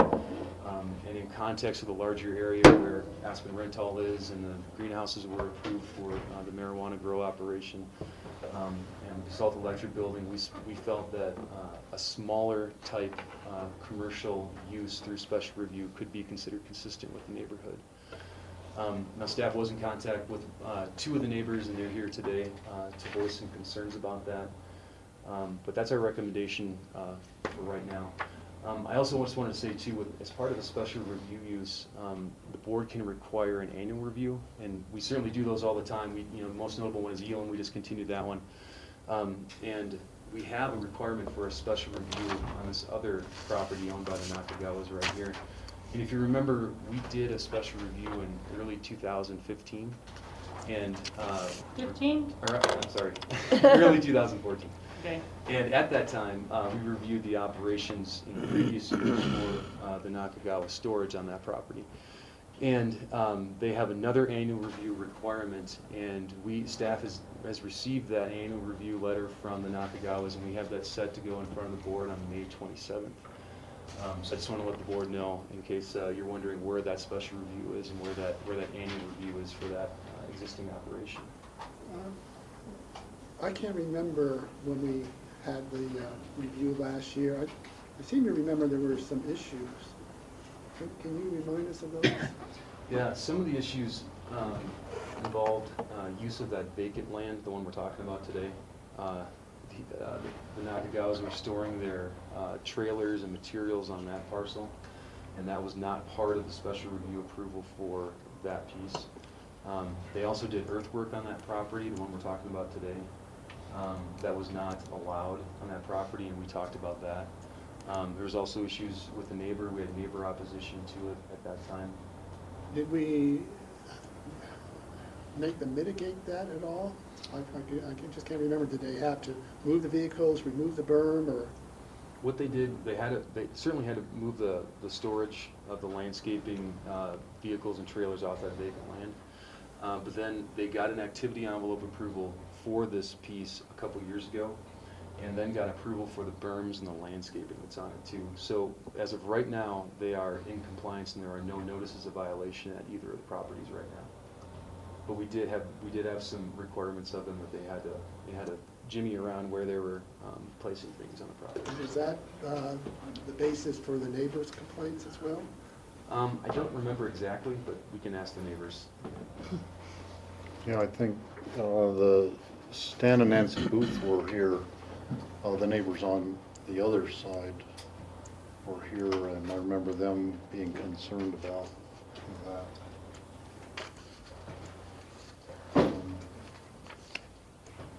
Okay, are you done? I am, unless Okay. you have questions for me. That was my staff presentation and recommendation. I guess Rachel. I do have a question, and it's Yeah. going to relate to my prior question. You know, at a certain level, seeing the commercial activity go from one lot to two lots, I think it could be valuable, but reviewing them separately and not an integration of their uses feels piecemeal to me. And it feels like the two parcels should be master planned together to be the least impactful to the two residential neighbors on those sides. And I just can't, you know, for us to do the annual review in a month and approve this now, I'm wondering where our actual ability lies to require more integration between the two or lessening of impact. So I'll just leave that there. Yeah, and I would follow up on that. I'm concerned because this is starting to look like a Catholic family growing out of control. And so down the road, 4 or 5 years from now, when you have a different board sitting here, and then they may come back and want to expand or build a home, I would like to see some sort of master plan that really sets things in place so that a future board has some sort of basis, an understanding of what was approved, and it's not sort of a continued add-on as a business grows. Because it's not a commercial area, even though we've bastardized it to that point, which is unfortunate. Steve, I have a more specific question. Just real quick on the certificate of ownership, this map, it shows the owner as John Miller. Yeah, that was a Interesting. title I'm like, block, whoa. cut and paste, so the new one has. Oh, okay. I'm going, how did John Miller get all the way? And I can't believe you noticed that. I'm hoping, You know, can't I was believe I hoping would nobody notice. would notice. I gave. I know John, and I'm like. I prepared a new map and changed the name. Yeah, I'm pretty so thorough. I'm sorry, blame it on me. It was my Thank you.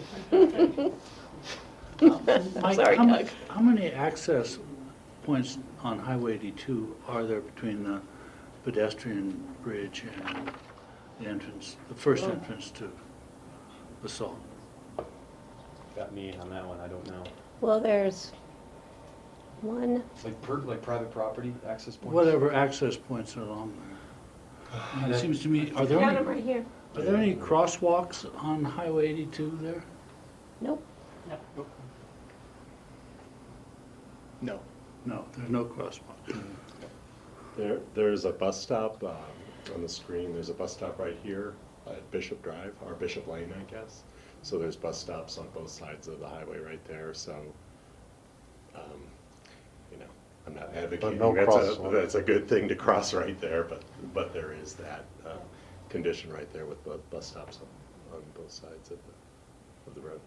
It kind of looks like 1, 2, 3, 4, 5, There's a lot. 6 on this side, and 1, maybe 2 for the private residence there, 3 on that side. Well, I Four. counted 10 access points on that side of the road.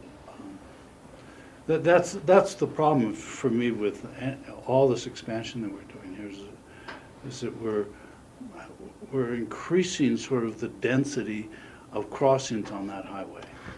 And that stretch of highway is a fast stretch of highway because it's one of the few really straight stretches of highway. Starting at the basalt light, and then you just punch it until you get up into the... So it's really problematical, and I agree with George that this area is problematic in terms of, is it residential, is it commercial? You know, I've had to ask community development many times to get Aspen Rent Hall to back their trucks off the highway because they're essentially posters for Aspen Rent Hall. They're essentially a truck size 10 by 10 sign for Aspen Rent Hall, which they park on the highway. And so is that what we want there? Do we want posters of businesses that we've allowed as a legal non-conforming use, or do we want residential structures? I think we have to come to some understanding. George asked for some master plan effort, but I think we need to really consider what we're doing at the stretch of highway here. And this question of more commercial development along the highway is in front of us now, and we need to keep all those things in mind when we consider this. I've seen people cross that highway. I don't want to be in their shoes. It's horrible.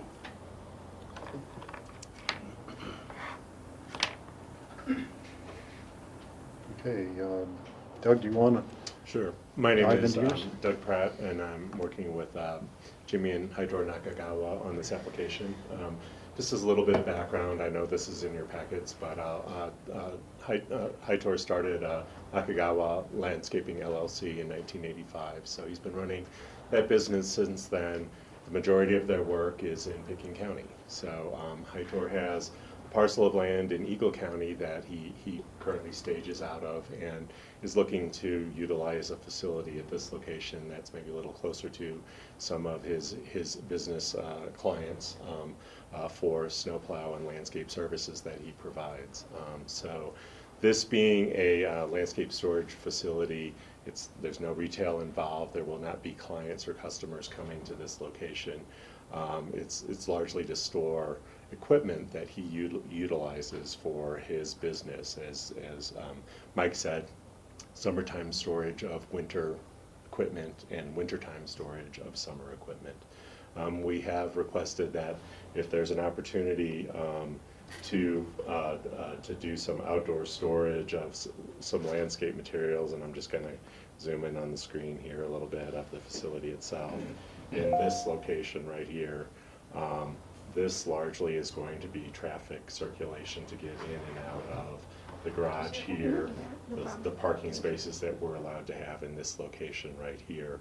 I've eliminated this triangle of gravel right here because we are going to need a larger location than what I've illustrated in this graphic for on-site wastewater treatment. So we will be utilizing kind of this lower corner here with the potential well site up above here and greater than 100 feet of separation, horizontal separation between them.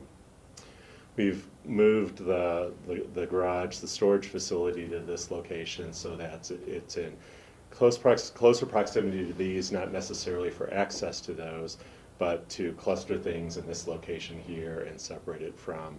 This is the steel property on this side, and I think Mark Obadiah is here to talk about their concerns, and this is the Booth's property over here.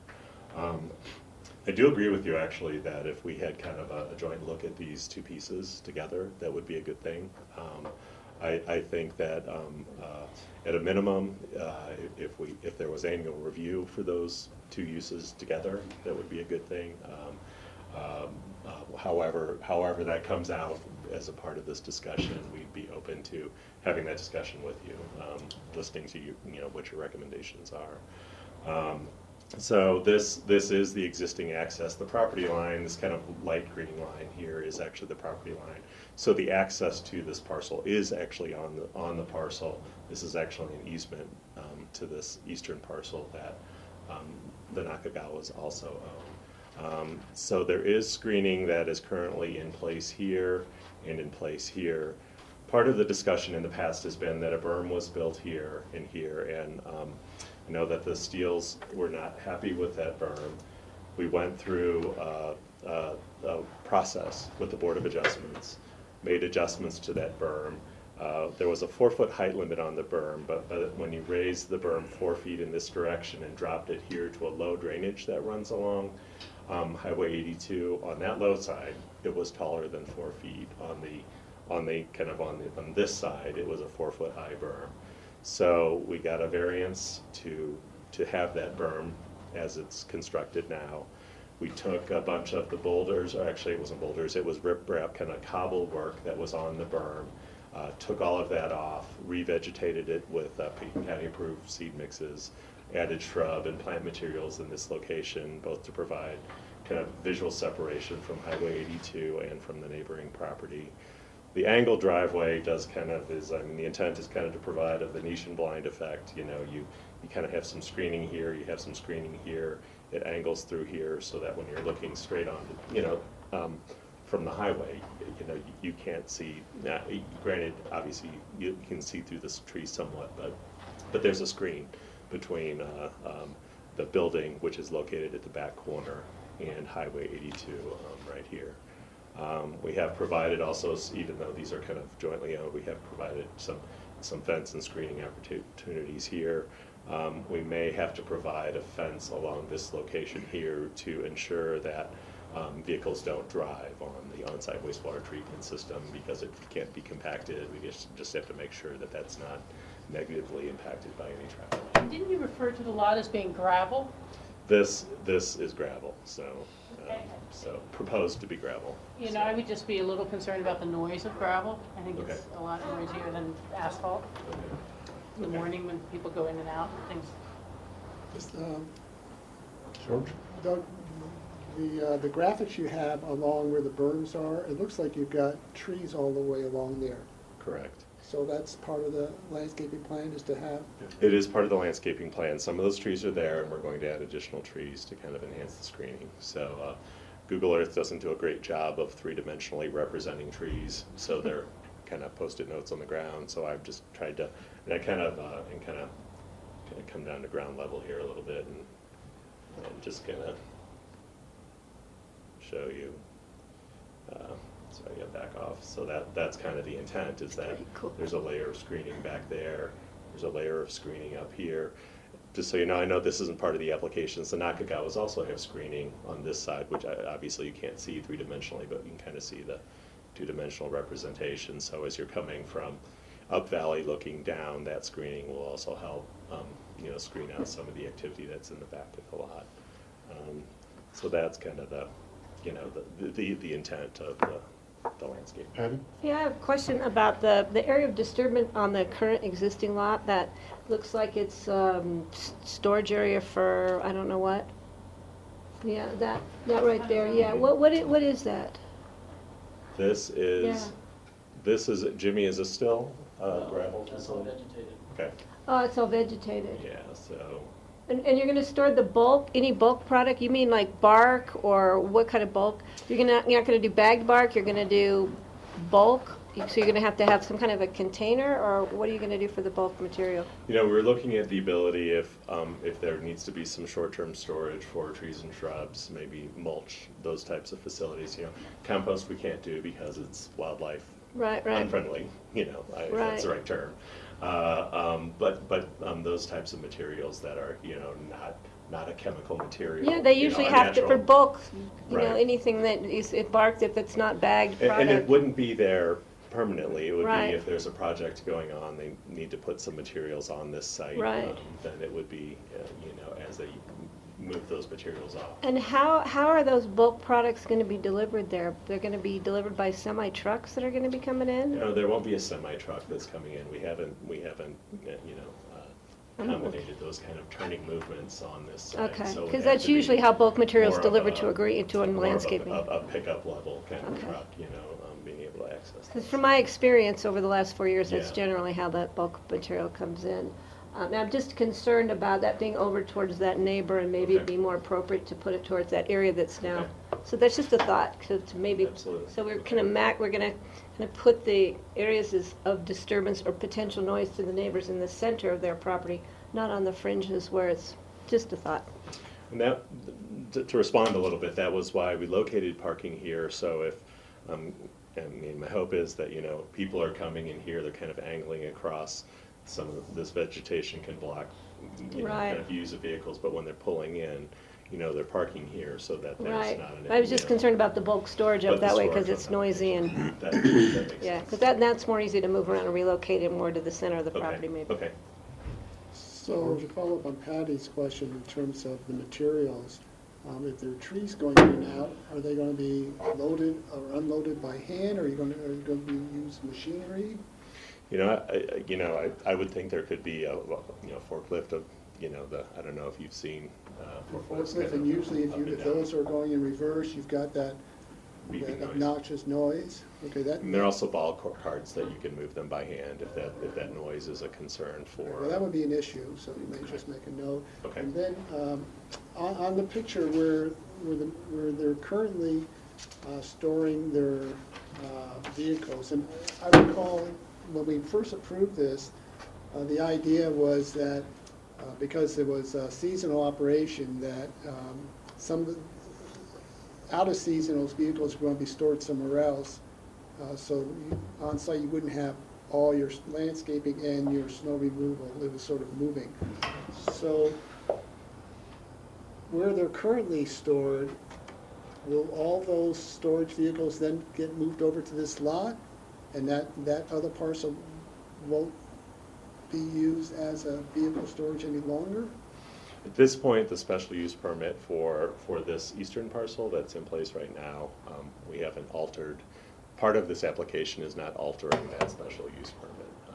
Obviously, we can discuss the master plan concept here, you know, but that hasn't been a part of this proposal.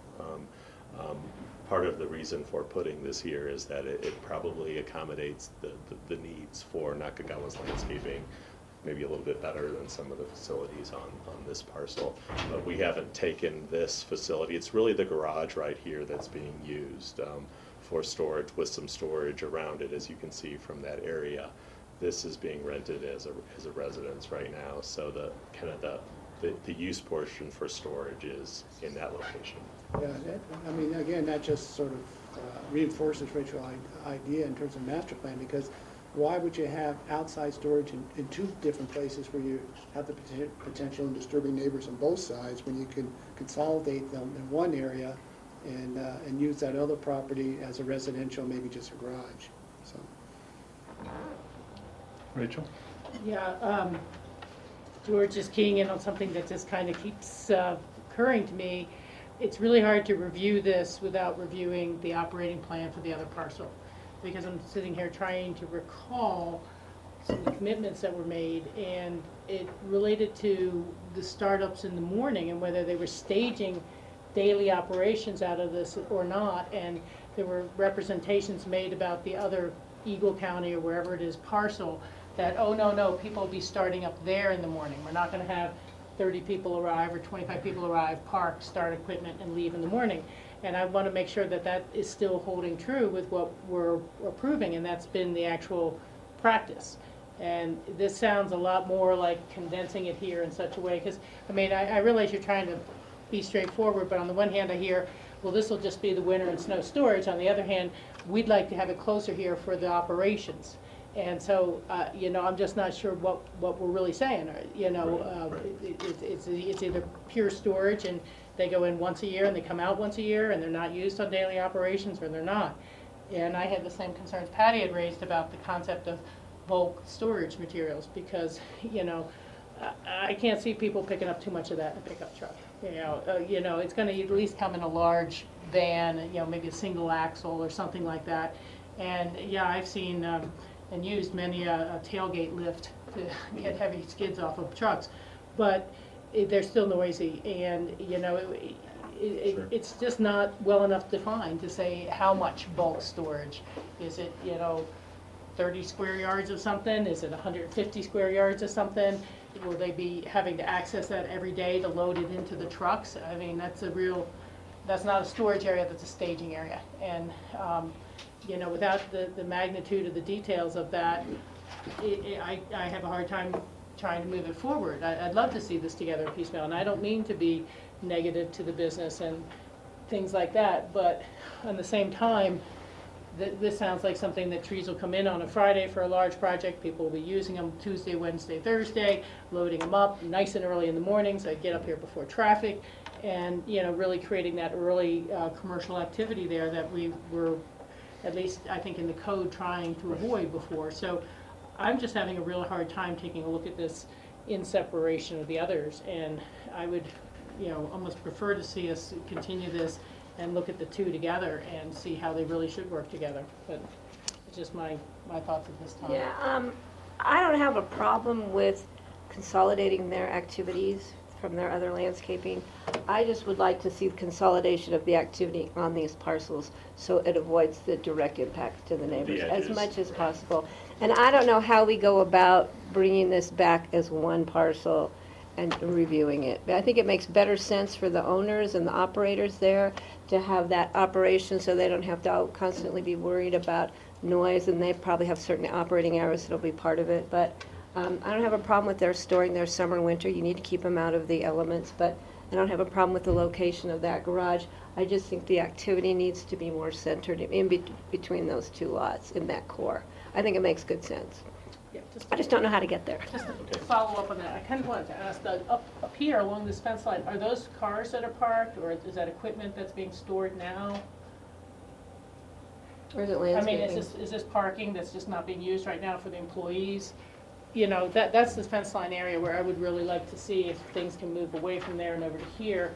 And I'd also like verification on the rental residency. And again, it's hard, I can't remember the previous application without it in hand, but were there commitments that that was housing employees? Is it currently rented to employees, or is it rented more in the free market? Or family. They have an extended family, so. Yeah, I need to know what, you know, how that's being used. I've got a couple of questions, Doug. Okay. One relates to the property in Basalt or in Eagle County. We have no information on that, but that there is something else, and we have no idea what kind of how big it is, or the location, or what activities take place there. And I think that's pertinent information, because if it's operating as one business, maybe the other site's a better place to do some of the things they're proposing here. And we really don't have that information available. My second question has to do with water, because this property, it's indicated that it's not an irrigated field. And yet for years, Telio Cerise lived there in a irrigated field with water coming down from up above on what's now the golf course land. But I don't know what Telio's water right was, but are there water rights for irrigation on this property? Were they abandoned? Do they still exist?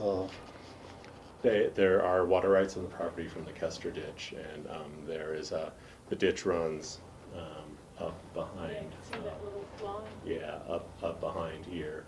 There is a small kind of water pond that's in this location that is on, right next to the ditch, that there's a pump in, so they do pump out of that location to irrigate the property with, and will continue to do so. So the water rights are still on the property. They're planning to keep them on the property, and they're out of the Kester ditch. I think Jimmy has some information on the number of shares they have, but it's adequate for that. So they'll have a well for potable water, and they'll irrigate from their ditch with those water rights. Right, and they'll irrigate this, this landscape, and kind of what's shown there from their irrigation ditch, Kester ditch rights that they have. Okay, so yeah, then it is, the water rights are still there, and certainly for that amount of landscaping that's proposed, that would be important to be able to irrigate that, and using a surface water right thing to me would be better than drilling, taking it out of well water. It kind of looks like if we're providing additional information, we can certainly get that, kind of additional information in for you to just to verify what their rights are for irrigation on the site. Then further question has to do with, depending on, at one point you indicate that there won't be any customers coming there, and then in other parts of the application it sounds like there would be 4 to 5 contractors coming by to pick up materials. Another place you say, well, all the work is done at the client's sites, wherever the sites they're doing the work. So I'd like clarification on what actually is proposed. Are the 4 to 5 commercial vehicles their own trucks that are picking up stuff, or is it actually or somebody else? Contractors coming off of Highway 82 in the morning and picking up stuff and then going on?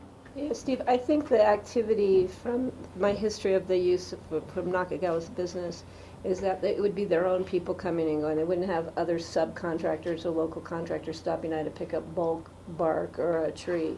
They don't have it. Their stuff there goes to their own job sites. It's my understanding of how that operation is always run. Correct. And part of what I'm trying to balance is the language in the code for a commercial operation with insubstantial impacts and how that's described by definition, and trying to meld that with a business plan for Nakagawa's landscape. And I'm not trying to make excuses, but that's where some of that language about number of parking spaces and number of visits comes right out of the code by definition.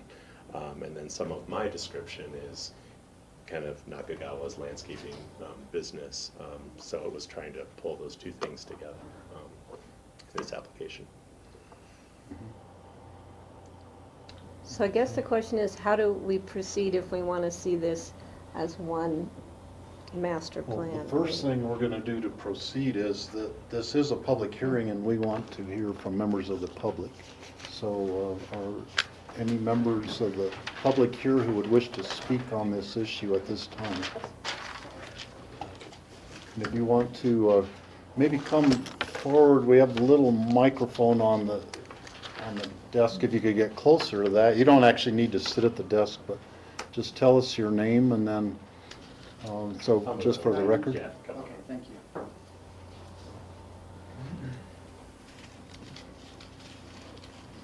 I'm Nancy Booth, one of the neighbors.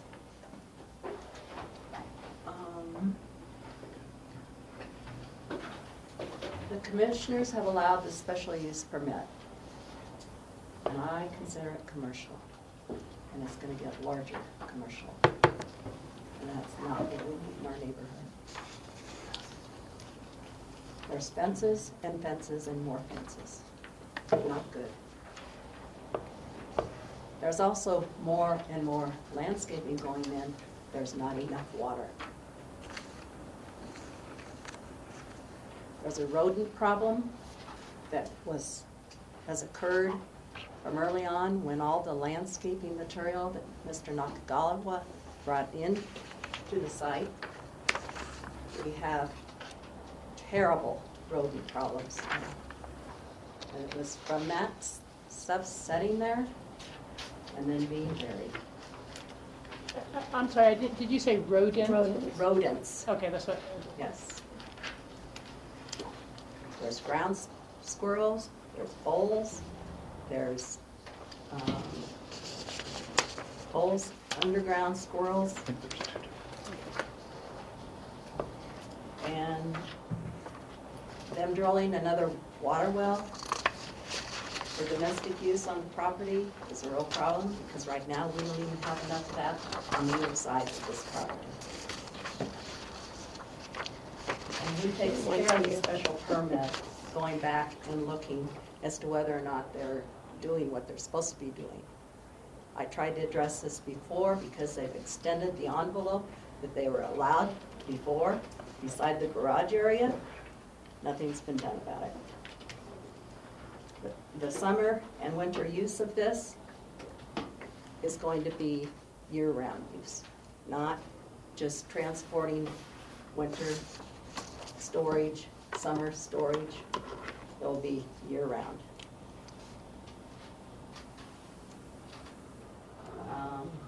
BOCC was material storage,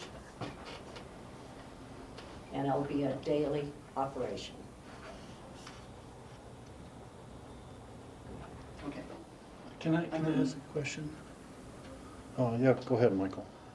Ms. Booth, do you think this is incompatible with residential use? Definitely. I agree. And we've been at our location for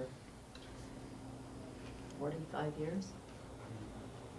43 years? My name is Mark Obadia.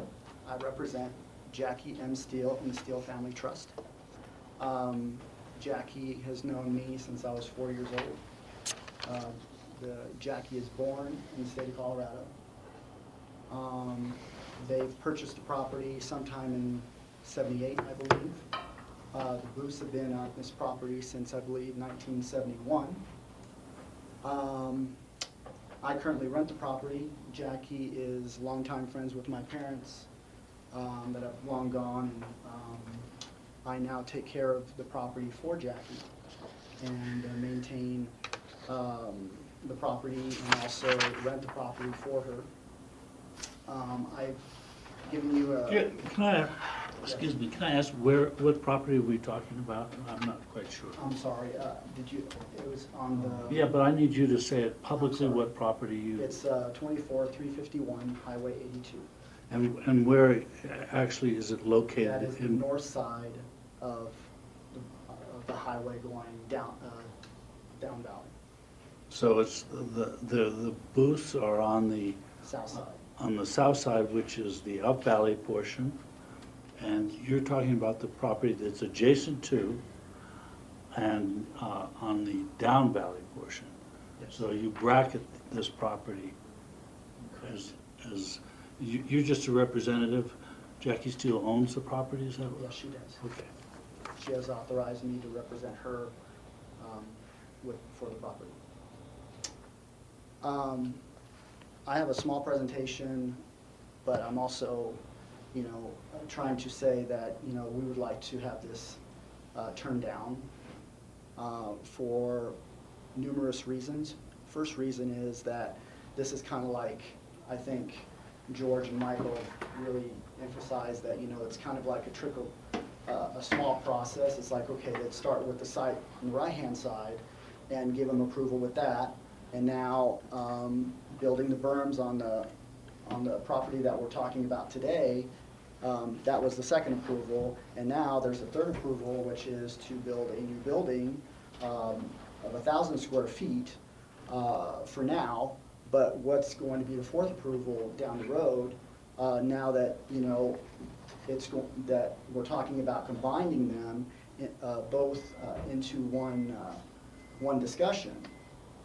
My concern is that, down the road is that, they will probably apply for commercial use and for a commercial, and take this from AR-10 to a commercial building site, and that is not what we want. We've been here for a very long time, have worked in the community. Stan Booth, Nancy Booth, Jackie and Roger Steele have been working in this community for a very long time in the construction industry and have built half of Aspen back in the 70s and 60s.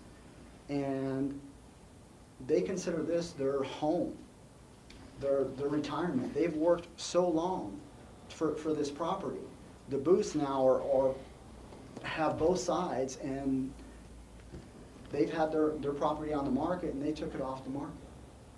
And that is concern for me, not only for the Booths, but for myself and Jackie with our property, is what's going to happen to us. If Jackie wants to sell, what's going to happen?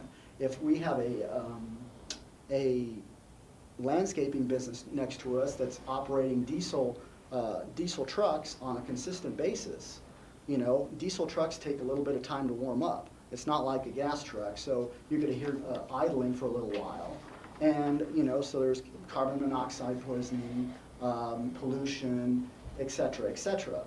This process in the past for the first and the second approvals has been chaotic for the Booths and the Steeles with the Board of County Adjustment, Board of Adjustment. Yes. With the rocks, and I have a small presentation to do on the screen for you of what it used to look like and now what it looks like, and some of the things that have changed. And honestly, it's really depreciated. It looks like it's really diminished the value of our property, and especially the property for the booths. Can I just clarify? Now, Mrs. Steele, who owns the property that you're renting, she now lives in Grand Junction, is that correct? Yes, for now. Okay. And I just don't know the process, since we have a review coming up on the existing use property. Your issues are really with that property? They're with both.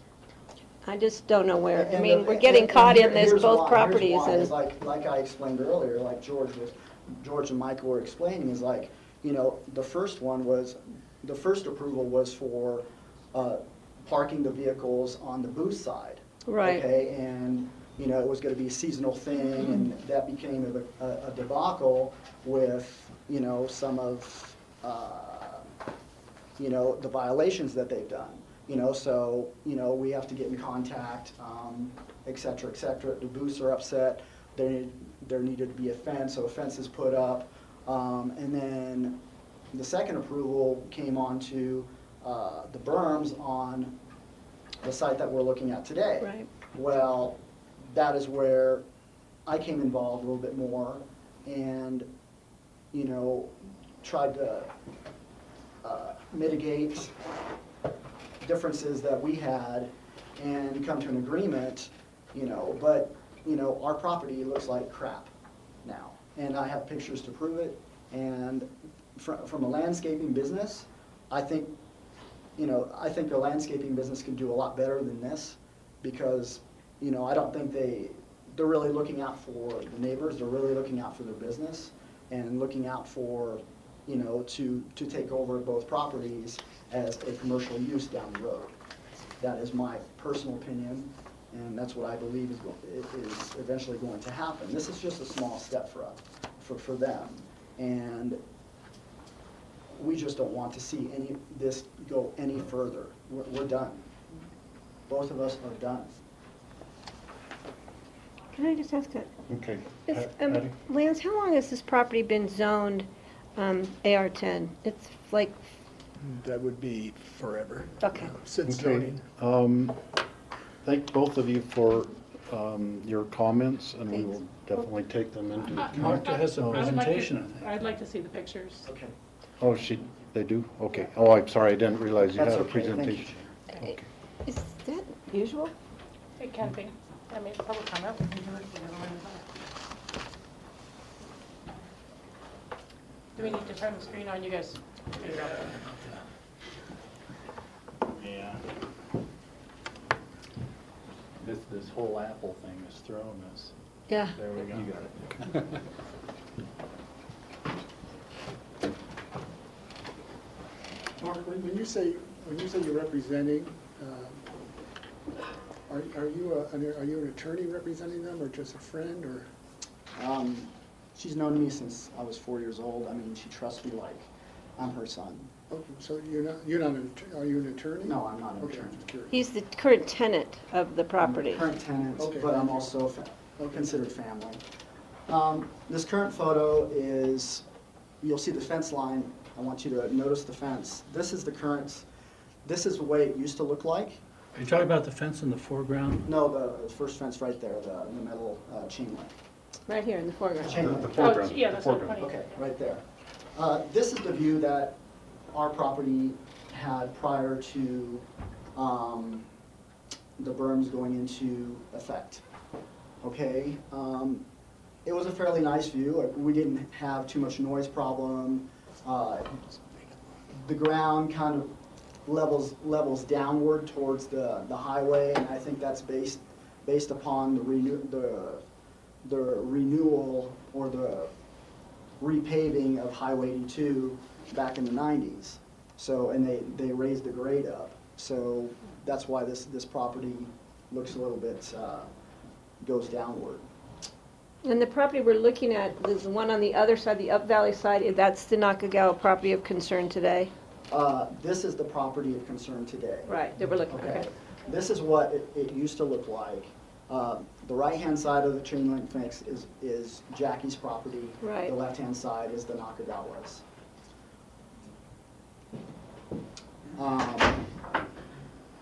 The other side over there is the special use permit for the first time that it was approved. That's where they were storing trees at the time and and vehicles. This is the back view off of the property, off the irrigation site. So that's taken on their property looking towards the highway? It's off the bike path. Okay. Yeah. This is more that of the booth side of where the first approval was. This is my property of what it looked like last year.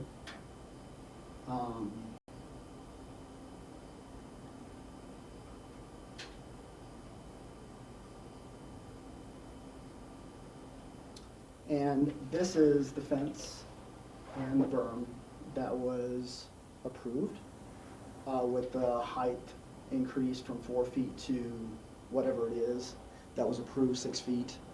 And we went to the Board of County Board of Adjustment. adjustments to, I made a concern that the rocks would make noise with the highway going by, with the vehicles going by. There's a reflection of noise hitting the rocks and bouncing off the rocks onto the house, and was very noisy. So I asked that they remove the rocks, and they've done so, and replanted vegetation as requested at the Board of County Adjustments. Do you have a photo of that later? Yes. Okay, perfect, thank you. This is what it used to look like. And, you know, I don't have a view anymore. I have a view of trees.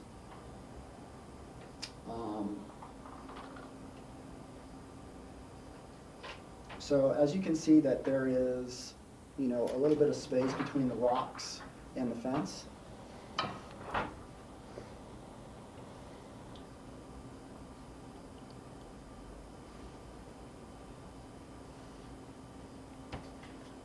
And this is all gone. I just want to make sure that is mentioned. This is what it looks like today. The rocks are gone. They've planted their vegetation, and it's overflowing underneath the fence onto our property. And this doesn't look like a great representation of a landscaping business that really wants to take care of their neighbors, and as well as ask for approval to continue or have special use. We've had a voles problem for the very first time, both on the booth side and our side and the golf course. The golf course is invaded with voles now, and we don't know where they come from. The only thing that we've concurred is that, I don't know if you can see down here, there's these holes. All these holes are coming from the Nakagawa's property.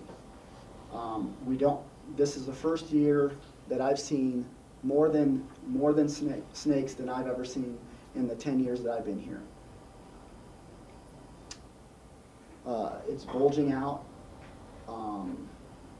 Oops, I'm sorry. Is that your fence? Or is it there on the Nakagawa?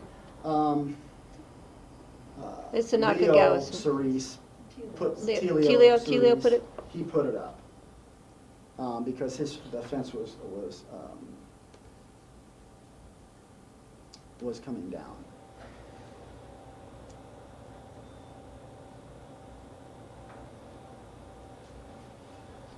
So, you know, I was looking to see some kind of different, and this is taken in the wintertime, and these pictures are recent. But it seems like there's an overflow and the dirt is just washing out and onto our property.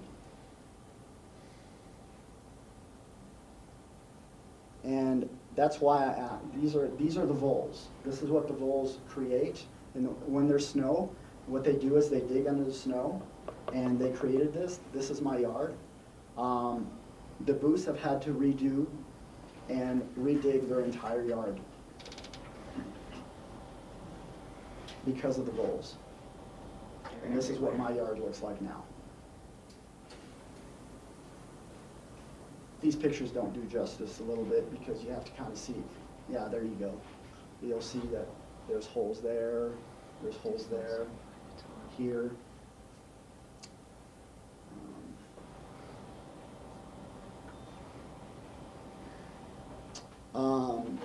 So that's one aspect of the issue that we have. Another aspect is based on the letter that that Jackie signed that was to Mike Kramer of area concerns, was water rights, and I think that was brought up today. Water rights, the Nakagawas have done an excellent job piping the back area of their yard for water flow, and it actually goes towards our property. But see, wherever there's a water there, there's now pipe, I believe, and you can correct me if I'm wrong. And this is what it used to look like when Tilly owned the property. He would water would just go by, and then water would just go leach into the field. The area of concern is this pond that is still in existence, that I believe violates the irrigation rights, is that it has possibility of blockage. The pond is there, and you can see that there is the pipe goes through here, and it outlets this way down, and then goes through here. But there's also a pipe that goes into the pond. But with further pictures here, you will see that there are rocks placed inside the pond that can be pushed towards the blockage of water that is not allowed, which restricts water that goes to our property. And so that they can fill up and use their pump, so it fills their pond so that they can use their pump, and restricts our water availability. Do you also have water rights from the Custer Ditch? Absolutely. Okay. Yes.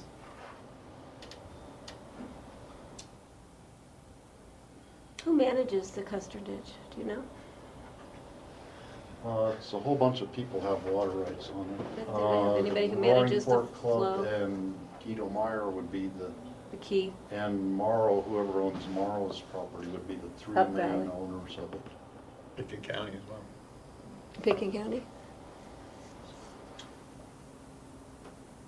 Okay, this kind of circles back to all the pictures, but based on everything that I've presented here, we are looking for denial of this approval as a continuance of the grand scheme of things going forward for this project.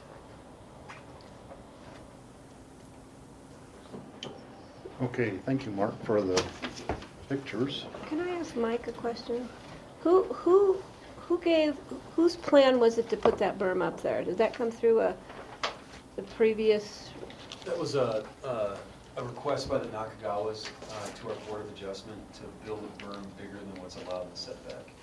So in the setback in our county, right, in our county code allows for 4 feet of berm in the setback, and if you want to go bigger than that, you have to get the variance in the Board of Adjustment. And how was the berm originally approved, other than the variance?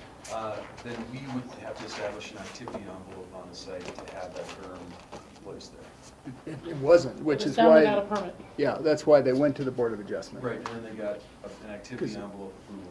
Because it was done Okay. without permit. Okay. Mark, before you go, can I ask you a question? Do you think that this commercial use is incompatible with residential use? Yes. I don't believe that this Okay. is compatible at all. Thanks. Again, the Booths and the Steels have been there for a very long time. They work throughout the valley and have saved money to pay their mortgages and to create a retirement home, and to have this business come in and devalue their property and also devalue the existence of the enjoyment based on the machinery, the activity from not one side but both sides. We are not opposed to a single-family dwelling. It's AR-10, and please build a home on there.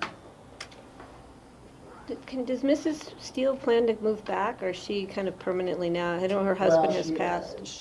Her husband passed away, and some of her kids are down in Grand Junction right So she's now. down there with family, okay. Okay. Okay, Rachel? Yeah, thank you. I'd like to ask you just one question as well in your representational role, and I appreciate the visual. It really helps tremendously. I have a hard time believing that berm got approved instead of requiring to be ripped out and redone or something else. But an application like this sometimes is an opportunity to see things corrected. And if there was something that we could do with this application that said, you'll have to remove that poorly placed berm, move it 10 feet into your property, I mean, this is hypothetical, and reconstruct it at a lower level, and, are there changes that could be made so that you're not living with what you're living with now that could be accomplished through a successful application with conditions? I mean, I know that's a broad question, but, we can deny it, but you'll still be stuck with most of those issues. Correct. My ultimate goal is that, the berms go away and that this entire approval goes away as well. So I'm requesting for both. Okay, thank you. Okay. So, Mark, if you could go back into the audience section, Doug can come back up to the table. Thank you. Let me ask something. Jeanette, how would we enter Mark's presentation into the record? Just hand it to me. So, Mark, Mark received and put it into the record. those photographs that you presented Yes. and everything, if you make sure that Jeanette has copies of them. I sure will. Thank you. Sure. Okay, is there anybody else from the public who wishes to speak on this issue at this time? And if not, just a question for John, are the next items on the agenda, are they public hearings? I don't think they are. Well, no. No, they're just. I don't think so So either. this is the last item. Last public hearing item. Okay, so I'm going to close the public hearing at this time and then bring it back to the board to ask further questions of the applicant and Mike. Mike, I did note that, the Board of Adjustment, there were a couple of different things referenced, and copies of neither one of those was included in our packet. So I was curious what they said. One was Hearing Officer Decision 01/2012, and then another was the Variance Board of Adjustment Resolution 13-2012, which we weren't provided with the wording of that, but I think we kind of have figured out what those actually said. But is there anything else that was included in those two documents that we should know about? I'd have to go back and reference them, but if you want them for, if this gets continued, we could give those to you. Patty? Well, I think based on the photographs and the issues of the ditch and the ownership, and Steve, you're a much better ditch person than I, and Michael, I think we need to resolve any ditch issues. Is the ditch being managed properly? I mean, water rights, as we know, are worth, they're gold here in this community. And I think we need to make sure that there's not any violation or issue with those water rights. Patty, if I could, I personally agree that it should be taken over, looked into, and there may be violations, but that's really the role of the state water engineer and the ditch company themselves. That's what I'm saying, is I think I don't know that we want to become the police person of whether people are doing their water rights right. I think it's an issue that's outstanding on the property, and if Pekin County is a party to those ditch rights? We own water within the ditch, and so we are co-responsible along with all the other water right holders for the maintenance and the operation of the ditch. Do they have a functional ditch association or ditch board? Not to my knowledge.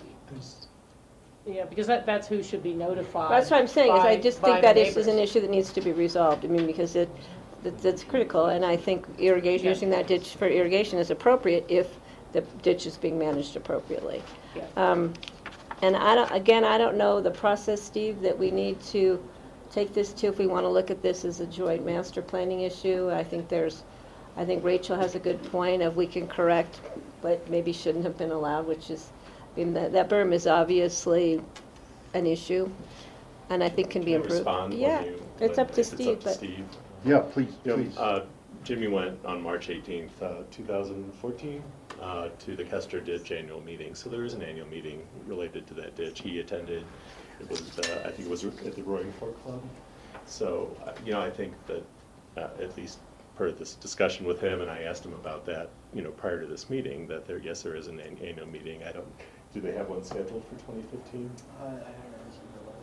So nonetheless, in 2014, he did attend the annual meeting at the Roaring Fork Club, and obviously there's a process there, I guess, to deal with the ditch rights and maintenance and all of those types of things. But just wanted to clarify that did happen in 2014. And as far as we know, no issue came up. Okay. The question in my mind that was the issue that was raised here is the connection between this and then the annual review in May, and in my mind they're so interconnected that it's hard for me to separate the application today from the annual review in May. And I don't know the procedure for, obviously we have to decide today to do something about this application. Either approve it, deny it, or continue it until we get more information about the things that we've asked about. But still, it's nowhere near the time of the annual review, and it's kind of like the two proposals are so intermeshed with kind of an operating plan for the two properties that it's hard to, in my mind, to separate what's happening on one from the other.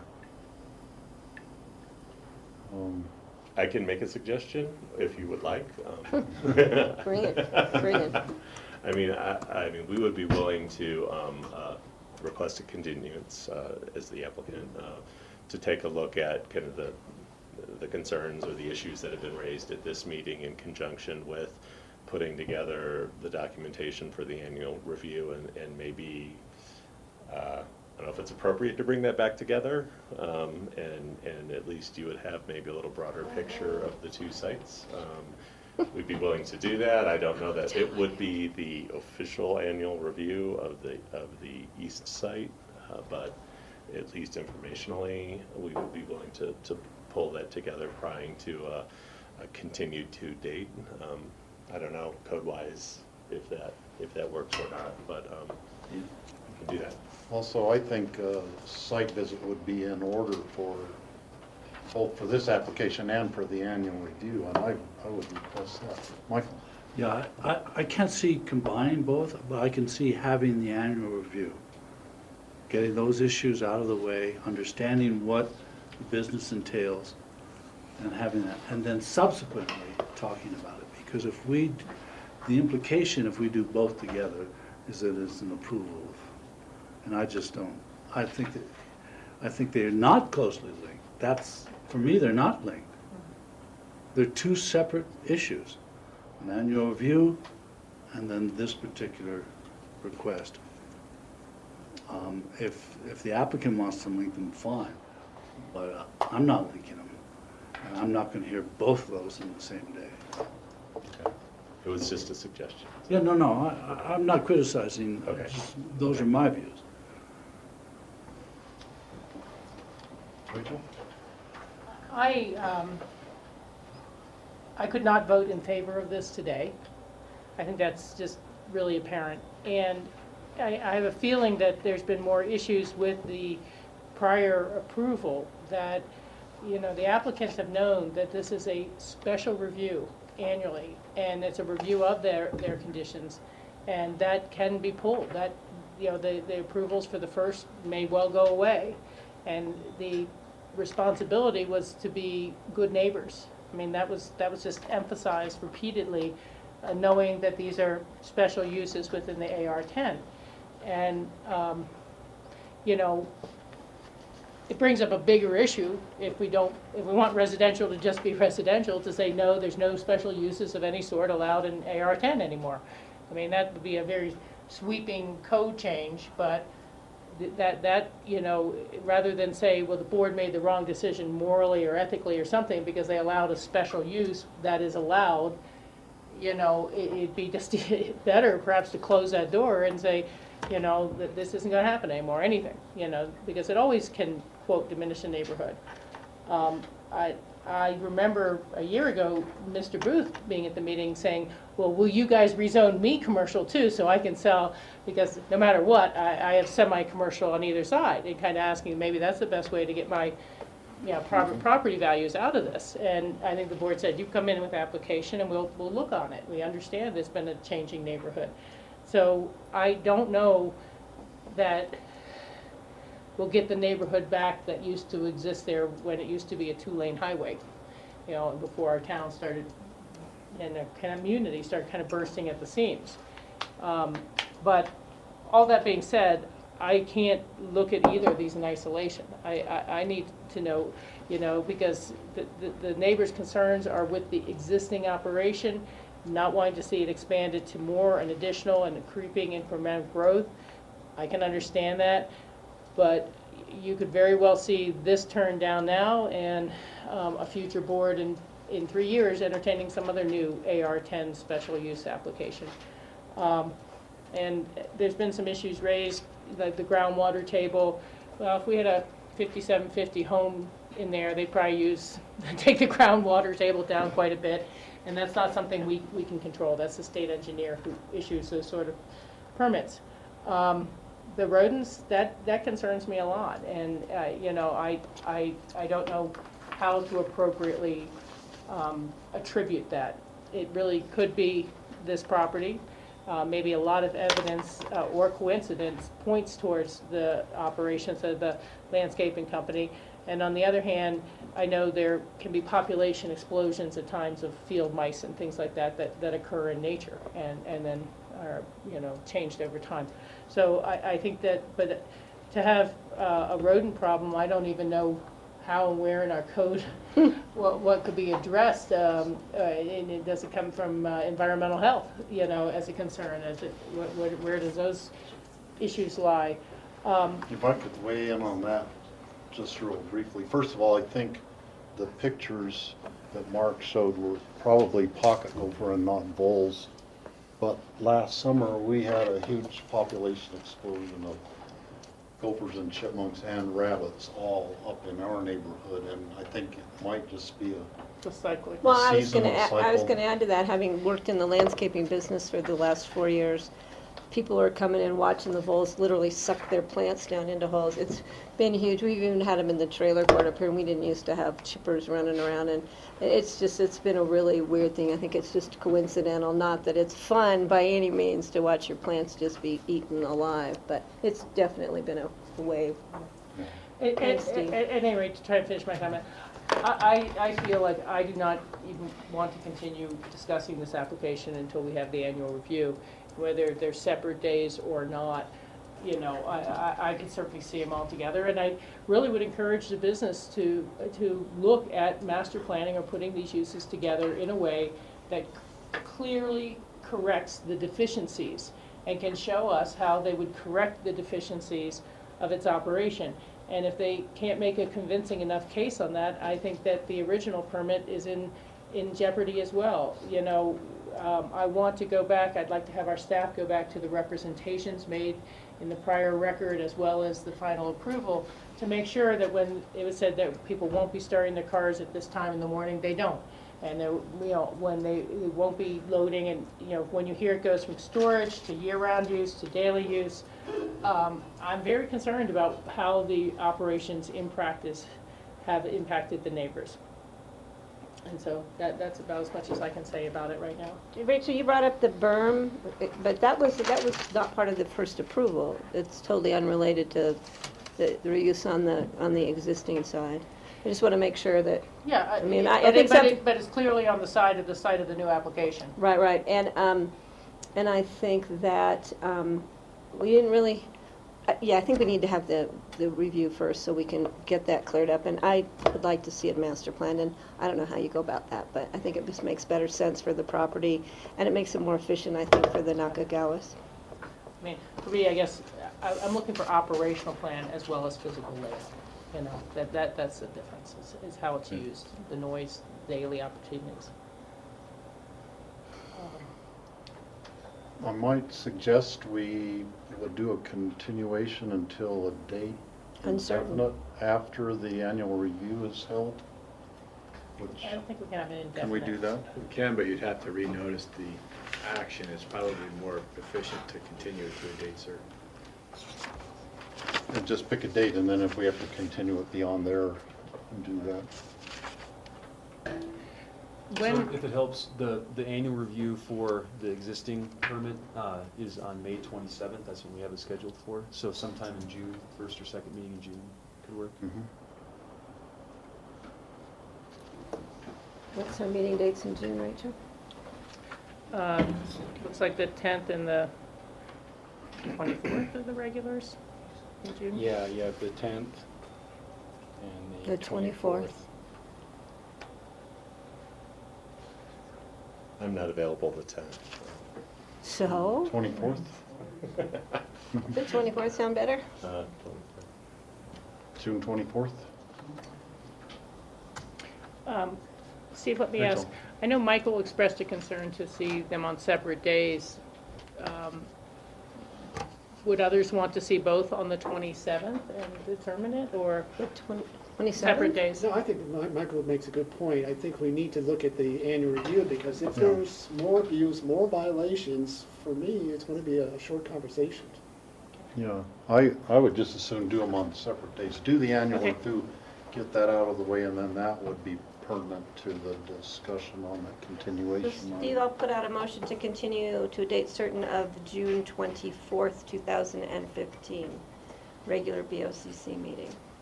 Second.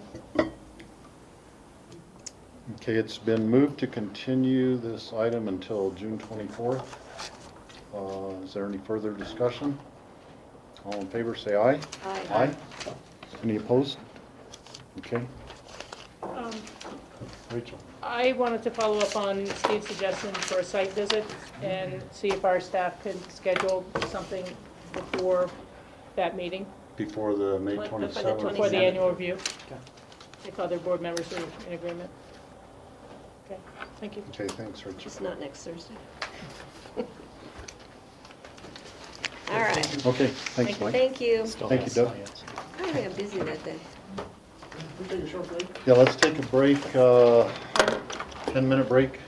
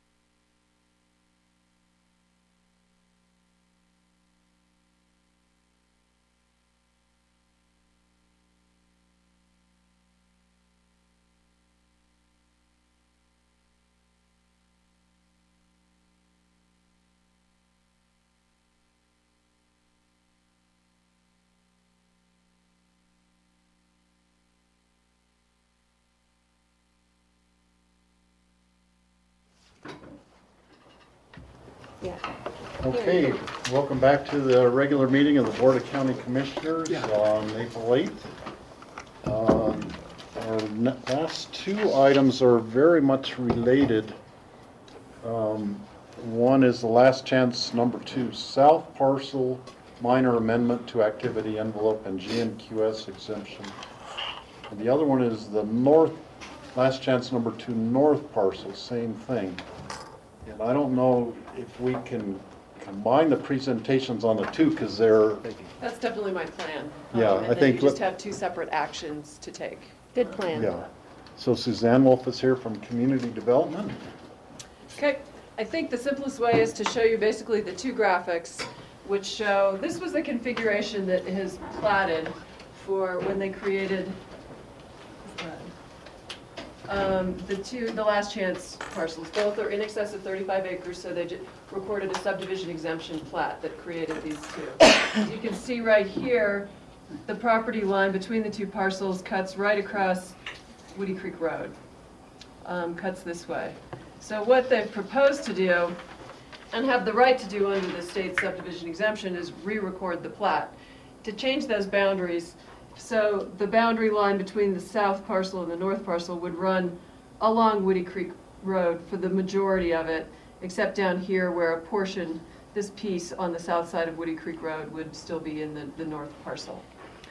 So what that change affects on our end with the approvals that were granted in 2013 really is mostly about representations made.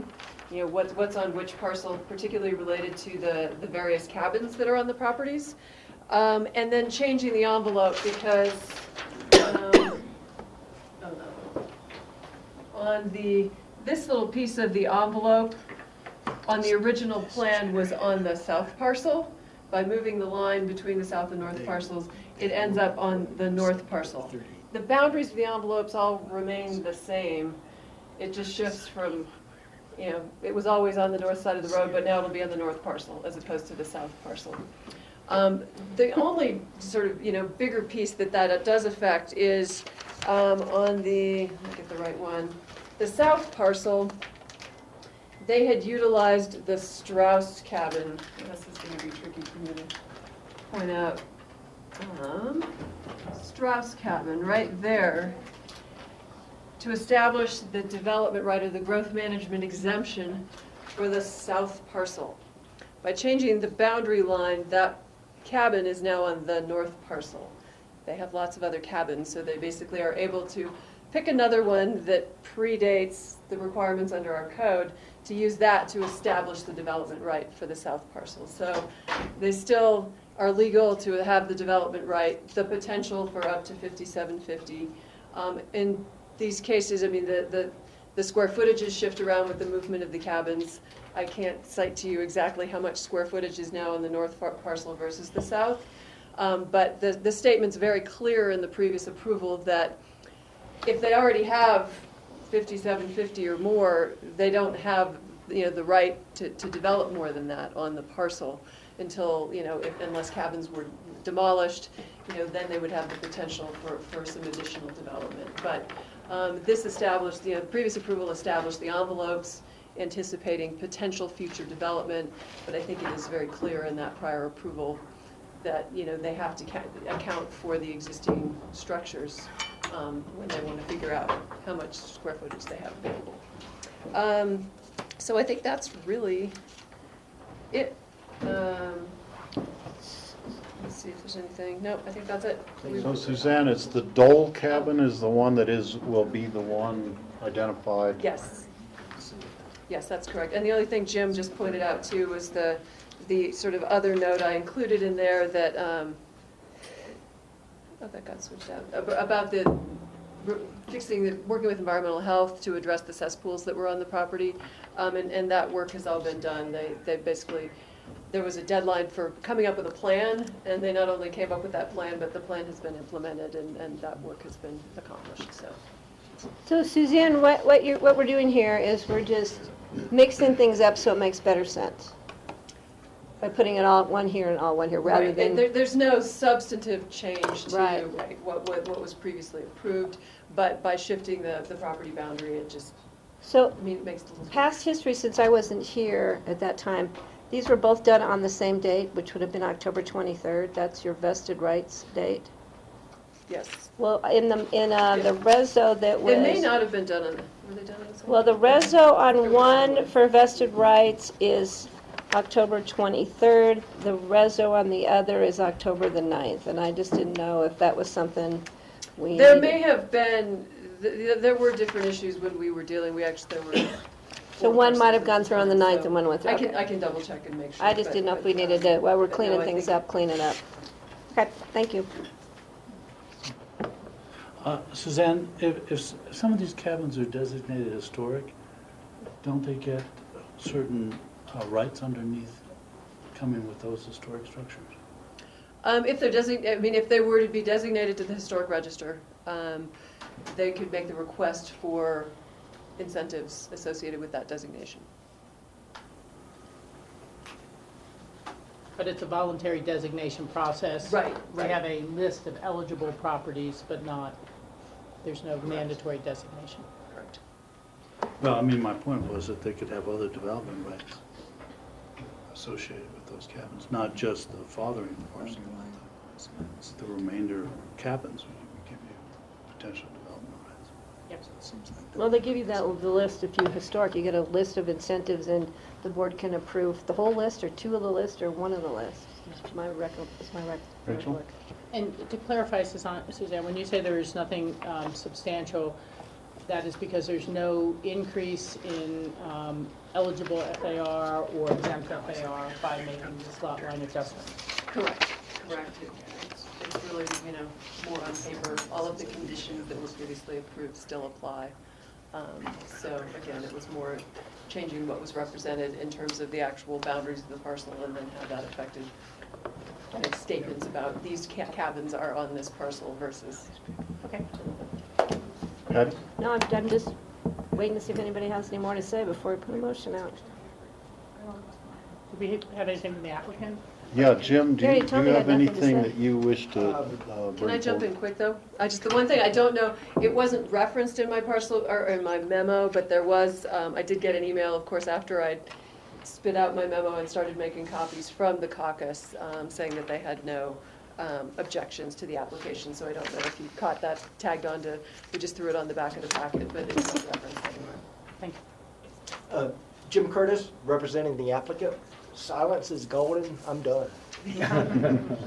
Want that recorded carefully? Suzanne, I have a question about the privies, the vaulted, are these vaulted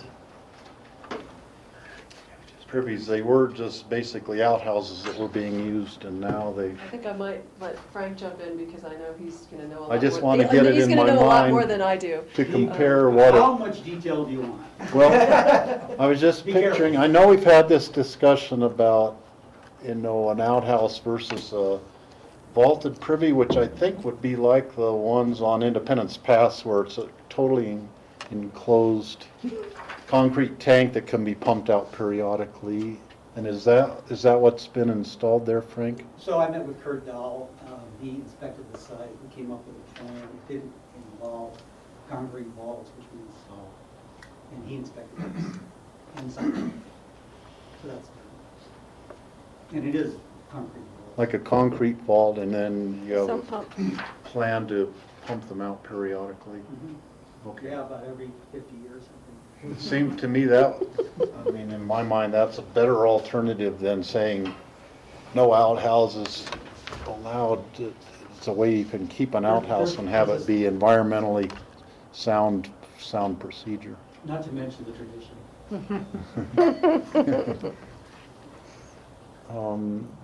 Okay, board, does anyone have any further questions for Suzanne or the applicant? Anybody want to? I'll do a motion to approve the last chance number 2 South Parcel minor amendment to activity envelope and GMQS exemption. Okay, it's moved and seconded to approve the last chance number 2 South Parcel. Is there any further discussion? All in favor say aye. Aye. Steve, I'd like to make a motion to approve the last chance number 2 North Parcel minor amendment to activity envelope and GMQS exemption. Second. It's been moved and seconded to approve the last chance number 2 north parcel minor amendments. Any further discussion? All in favor say aye. Aye. Aye. Any opposed? Okay. Must have been my presentation. It was an awesome You did an presentation. exceptional job. Thank you very much for that. Thank you very much for that. I appreciate his. Thank you. I was a little nervous the sheriff came in. He's part of the executive. I thought there was something going on. No. He likes contract? Oh. We've got 2 of them. So we have open discussion first. Okay, that's open discussion. John, are there any items for open discussion? You know, I think at this point, I am going to wait till our next work session, and I had one item I was going to update you on, but I want to get some more information on it, so. Okay. I'm good. Do any board members have anything they want to bring up? Rachel and then Michael. Okay. Well, 2 things. First, I would just like to request that at a future work session, we get an update on our potential for fire outreach to the community about, taking care of excess branches or what we're going to be doing this year, because we are seeing very, very low snowpack and a high likelihood of drought conditions. And so I just want that update to come forward. And then secondly, I was going to mention something for our board as a kind of a broader item, and hope to have a follow-up at next Tuesday's work session open discussion. Through the Northwest Council of Governments Water Quality and Quantity Commission, I have been meeting with and other county commissioners from the West Slope who are members of QQ with several Front Range county commissioners to see if we could come up with a joint statement to the state water plan, to the CWCB, that would be, again, trying to elevate the role and the need for land use planning documentation. We started originally with a group called CMAC, which is the Front Range County Commissioners and Mayors Association, a loose affiliation. And they are a 100% consensus group, and so they will not pass or enter into any joint statements if any county or any one member of a county is not happy. And so that seemed to be ultimately too broad a group to be able to reach a statement with. But we are continuing with the language that was reached, and I believe Denver, City and County of Denver, Boulder County, and Broomfield would be the 3 Front Range communities, possibly more adding on. And we're hopeful that Picken County, Summit County, and Eagle County will sign on to this joint letter. So we have Front Range and West Slope saying, yes, let's please elevate the language. And so hoping that we can hand that out and take a look at it briefly at the next work session, and then pass it in time at our regular meeting, that we can have that joint statement in by May 1st. And it's one of those things, unfortunately, the language has been watered down a little bit to be able to reach that consensus, but I think it's still meaningful, and it's kind of a thumbs up, thumbs down, because it can't go back and forth between all these parties too many times and still make that May 1st deadline. So, And Rachel, what was, I'm sorry, I was typing the other issue and then I zoned out well, on it. I've brought it forward to John Ely, and okay. he will have the documents as our water guy to be able to bring to us next Tuesday. I just want to give everyone the heads up. Thank you. Michael? Just a couple minor items. John, on the agenda today that's hyperlinked, those hyperlinks wouldn't open up in the PDF format. They opened up only in, I don't think it's me, but they opened in the browser instead. Do you understand what I'm saying? So it's a PDF format. So instead of, when you hit the hyperlink, instead of opening up in the PDF, it jumped over to the browser. Okay. Yeah, we'll have to talk understand to Nate about that. So, because you can direct PDF can open up in your browser. You want it to open up. So the PDF, I have a PDF that's open, that's the agenda, right? It's the agenda, and it has hyperlinks in it to each item, almost each item in the agenda. And when you hit that hyperlink, instead of opening up in the PDF, it actually opens up in the browser. Right, but it's a PDF that's opening up in your browser. Yes, Yeah. instead of on the original PDF form. So in theory, you'd have your entire agenda on the PDF with tabs going across. Well, the reason we don't do that, and we need to have a broader discussion, because quite frankly, we're setting this up like 4 different ways for the board right now, for probably 2 of you at this point, but we have not set it out as a single document. We're looking at that now, Michael, because some of our packets are so large and it would take so long to download. But one of the things we're looking at doing is giving you guys the choice how you want to download it. If you want to download it as one document that's linked within a PDF, which I think is what you're looking for, that for some of our packets could take a long time depending on your download speed, and some of you want it individually, and so we're working right now to see about putting an application in with our website so that you've got a choice. You know, do you want to look at these like you did, click through them, open up in the browser, that's going to be faster, or do you want to download a whole document? And it brings us right back to our broadband issues, right, for our community, that some of our community happen to download maybe what sometimes a 300 or 400 page document with graphics in it. If they've got a slow download speed, they could be stuck for an hour trying to download the packet versus the individual one. So we're working on, I think, what you're asking for, but it's a little more. Well, I'm not asking for it necessarily. I don't want to, all I'm asking for, I mean, for me, when it opens up in those tabs on the PDF, I mean, you have to hit it to open it up. It's just an organization thing, right? I'm on the PDF, I can look at the tabs, they're labeled, I'm fine. But I can deal with it in the browser too. Yeah. But I just thought, I've been used to opening it up in the PDF, and now it's opening up in the browser. I don't care which way it is, as long as it's a conscious effort on the part of the county. That's fine.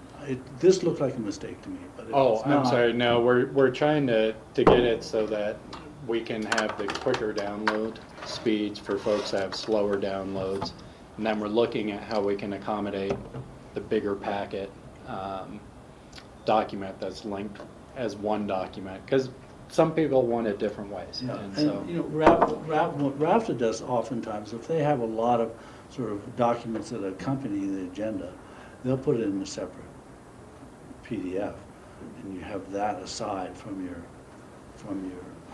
normal agenda. But as long as I can come to, because it's been inconsistent so far, so, and all I want is organization, because going through this is tough. That's all I'm asking for, is a consistent organization. The second item is, they were doing some road work today on the slaughterhouse hill, on the county side, not the city side. Do you know where that is? I'm not. If you come down out of the city on Cemetery Lane. Yes. And you head Yes. down towards Yes. the Slaughterhouse Bridge, and then you start up again towards McLean Flats. They were doing some road work there. And it consisted of, they had a bobcat with a rig, a small blade that was small enough to go underneath the guardrail. And they were taking the road sand material that's accumulated along the edge of the guardrail from all the snow plowing and sanding of the road, and pushing it down on the opposite side of the hill, right, towards the river. Okay. So that in of itself is a problem for me, because we need to gather that material, pick it up, and take it somewhere, but not allow it, because that's siltation, plain and simple. And just because you're pushing it towards the river doesn't mean you're doing anything except exacerbating siltation in the river. So that in itself is a problem. And we've stopped doing that.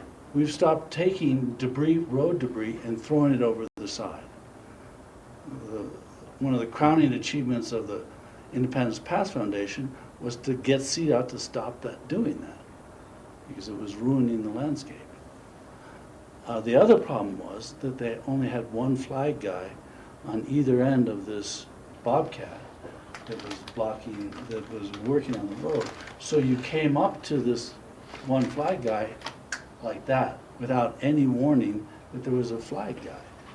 So I was paying attention and I didn't see him until I was too close. So they need to have more signage to warn people. Those are two minor things, but actually the river siltation isn't a minor thing. I'll look into it. George? We had 2 citizen board interviews yesterday. Do we want to make a decision on them so we can move them forward? I I thought we only had one, really. Well, we only have one real one. I would like to reappoint Joe Craybacher to P&Z. Yep.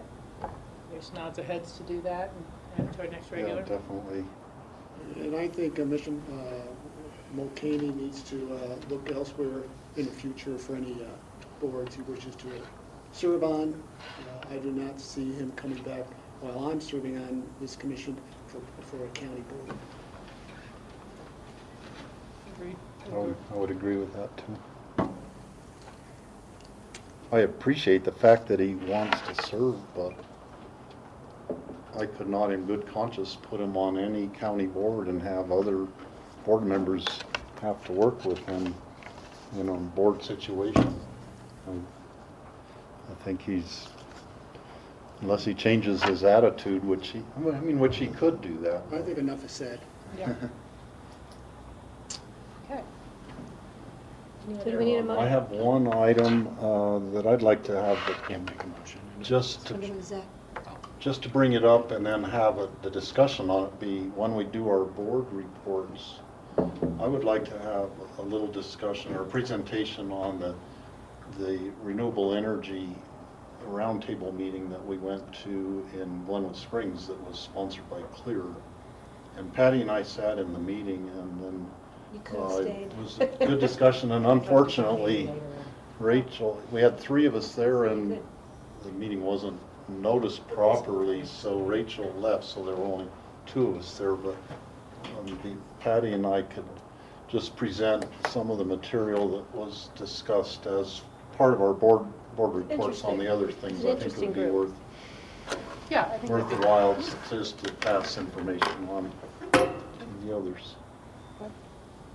Look forward to hearing that. So do we need a motion to go into executive session? Yes, I would. For the purposes of, do we have? I can give that first for the purpose of personnel discussion pursuant to CRS 24-6-4024F and airport contract negotiations pursuant to CRS 24-6-4024B. Actually, that would be 4E. 4E? Thanks. Okay. So moved. Second. Okay. All So in favor? grassroots, we are, oh, sorry. Say aye. Aye. Aye? Aye. Okay, we are going.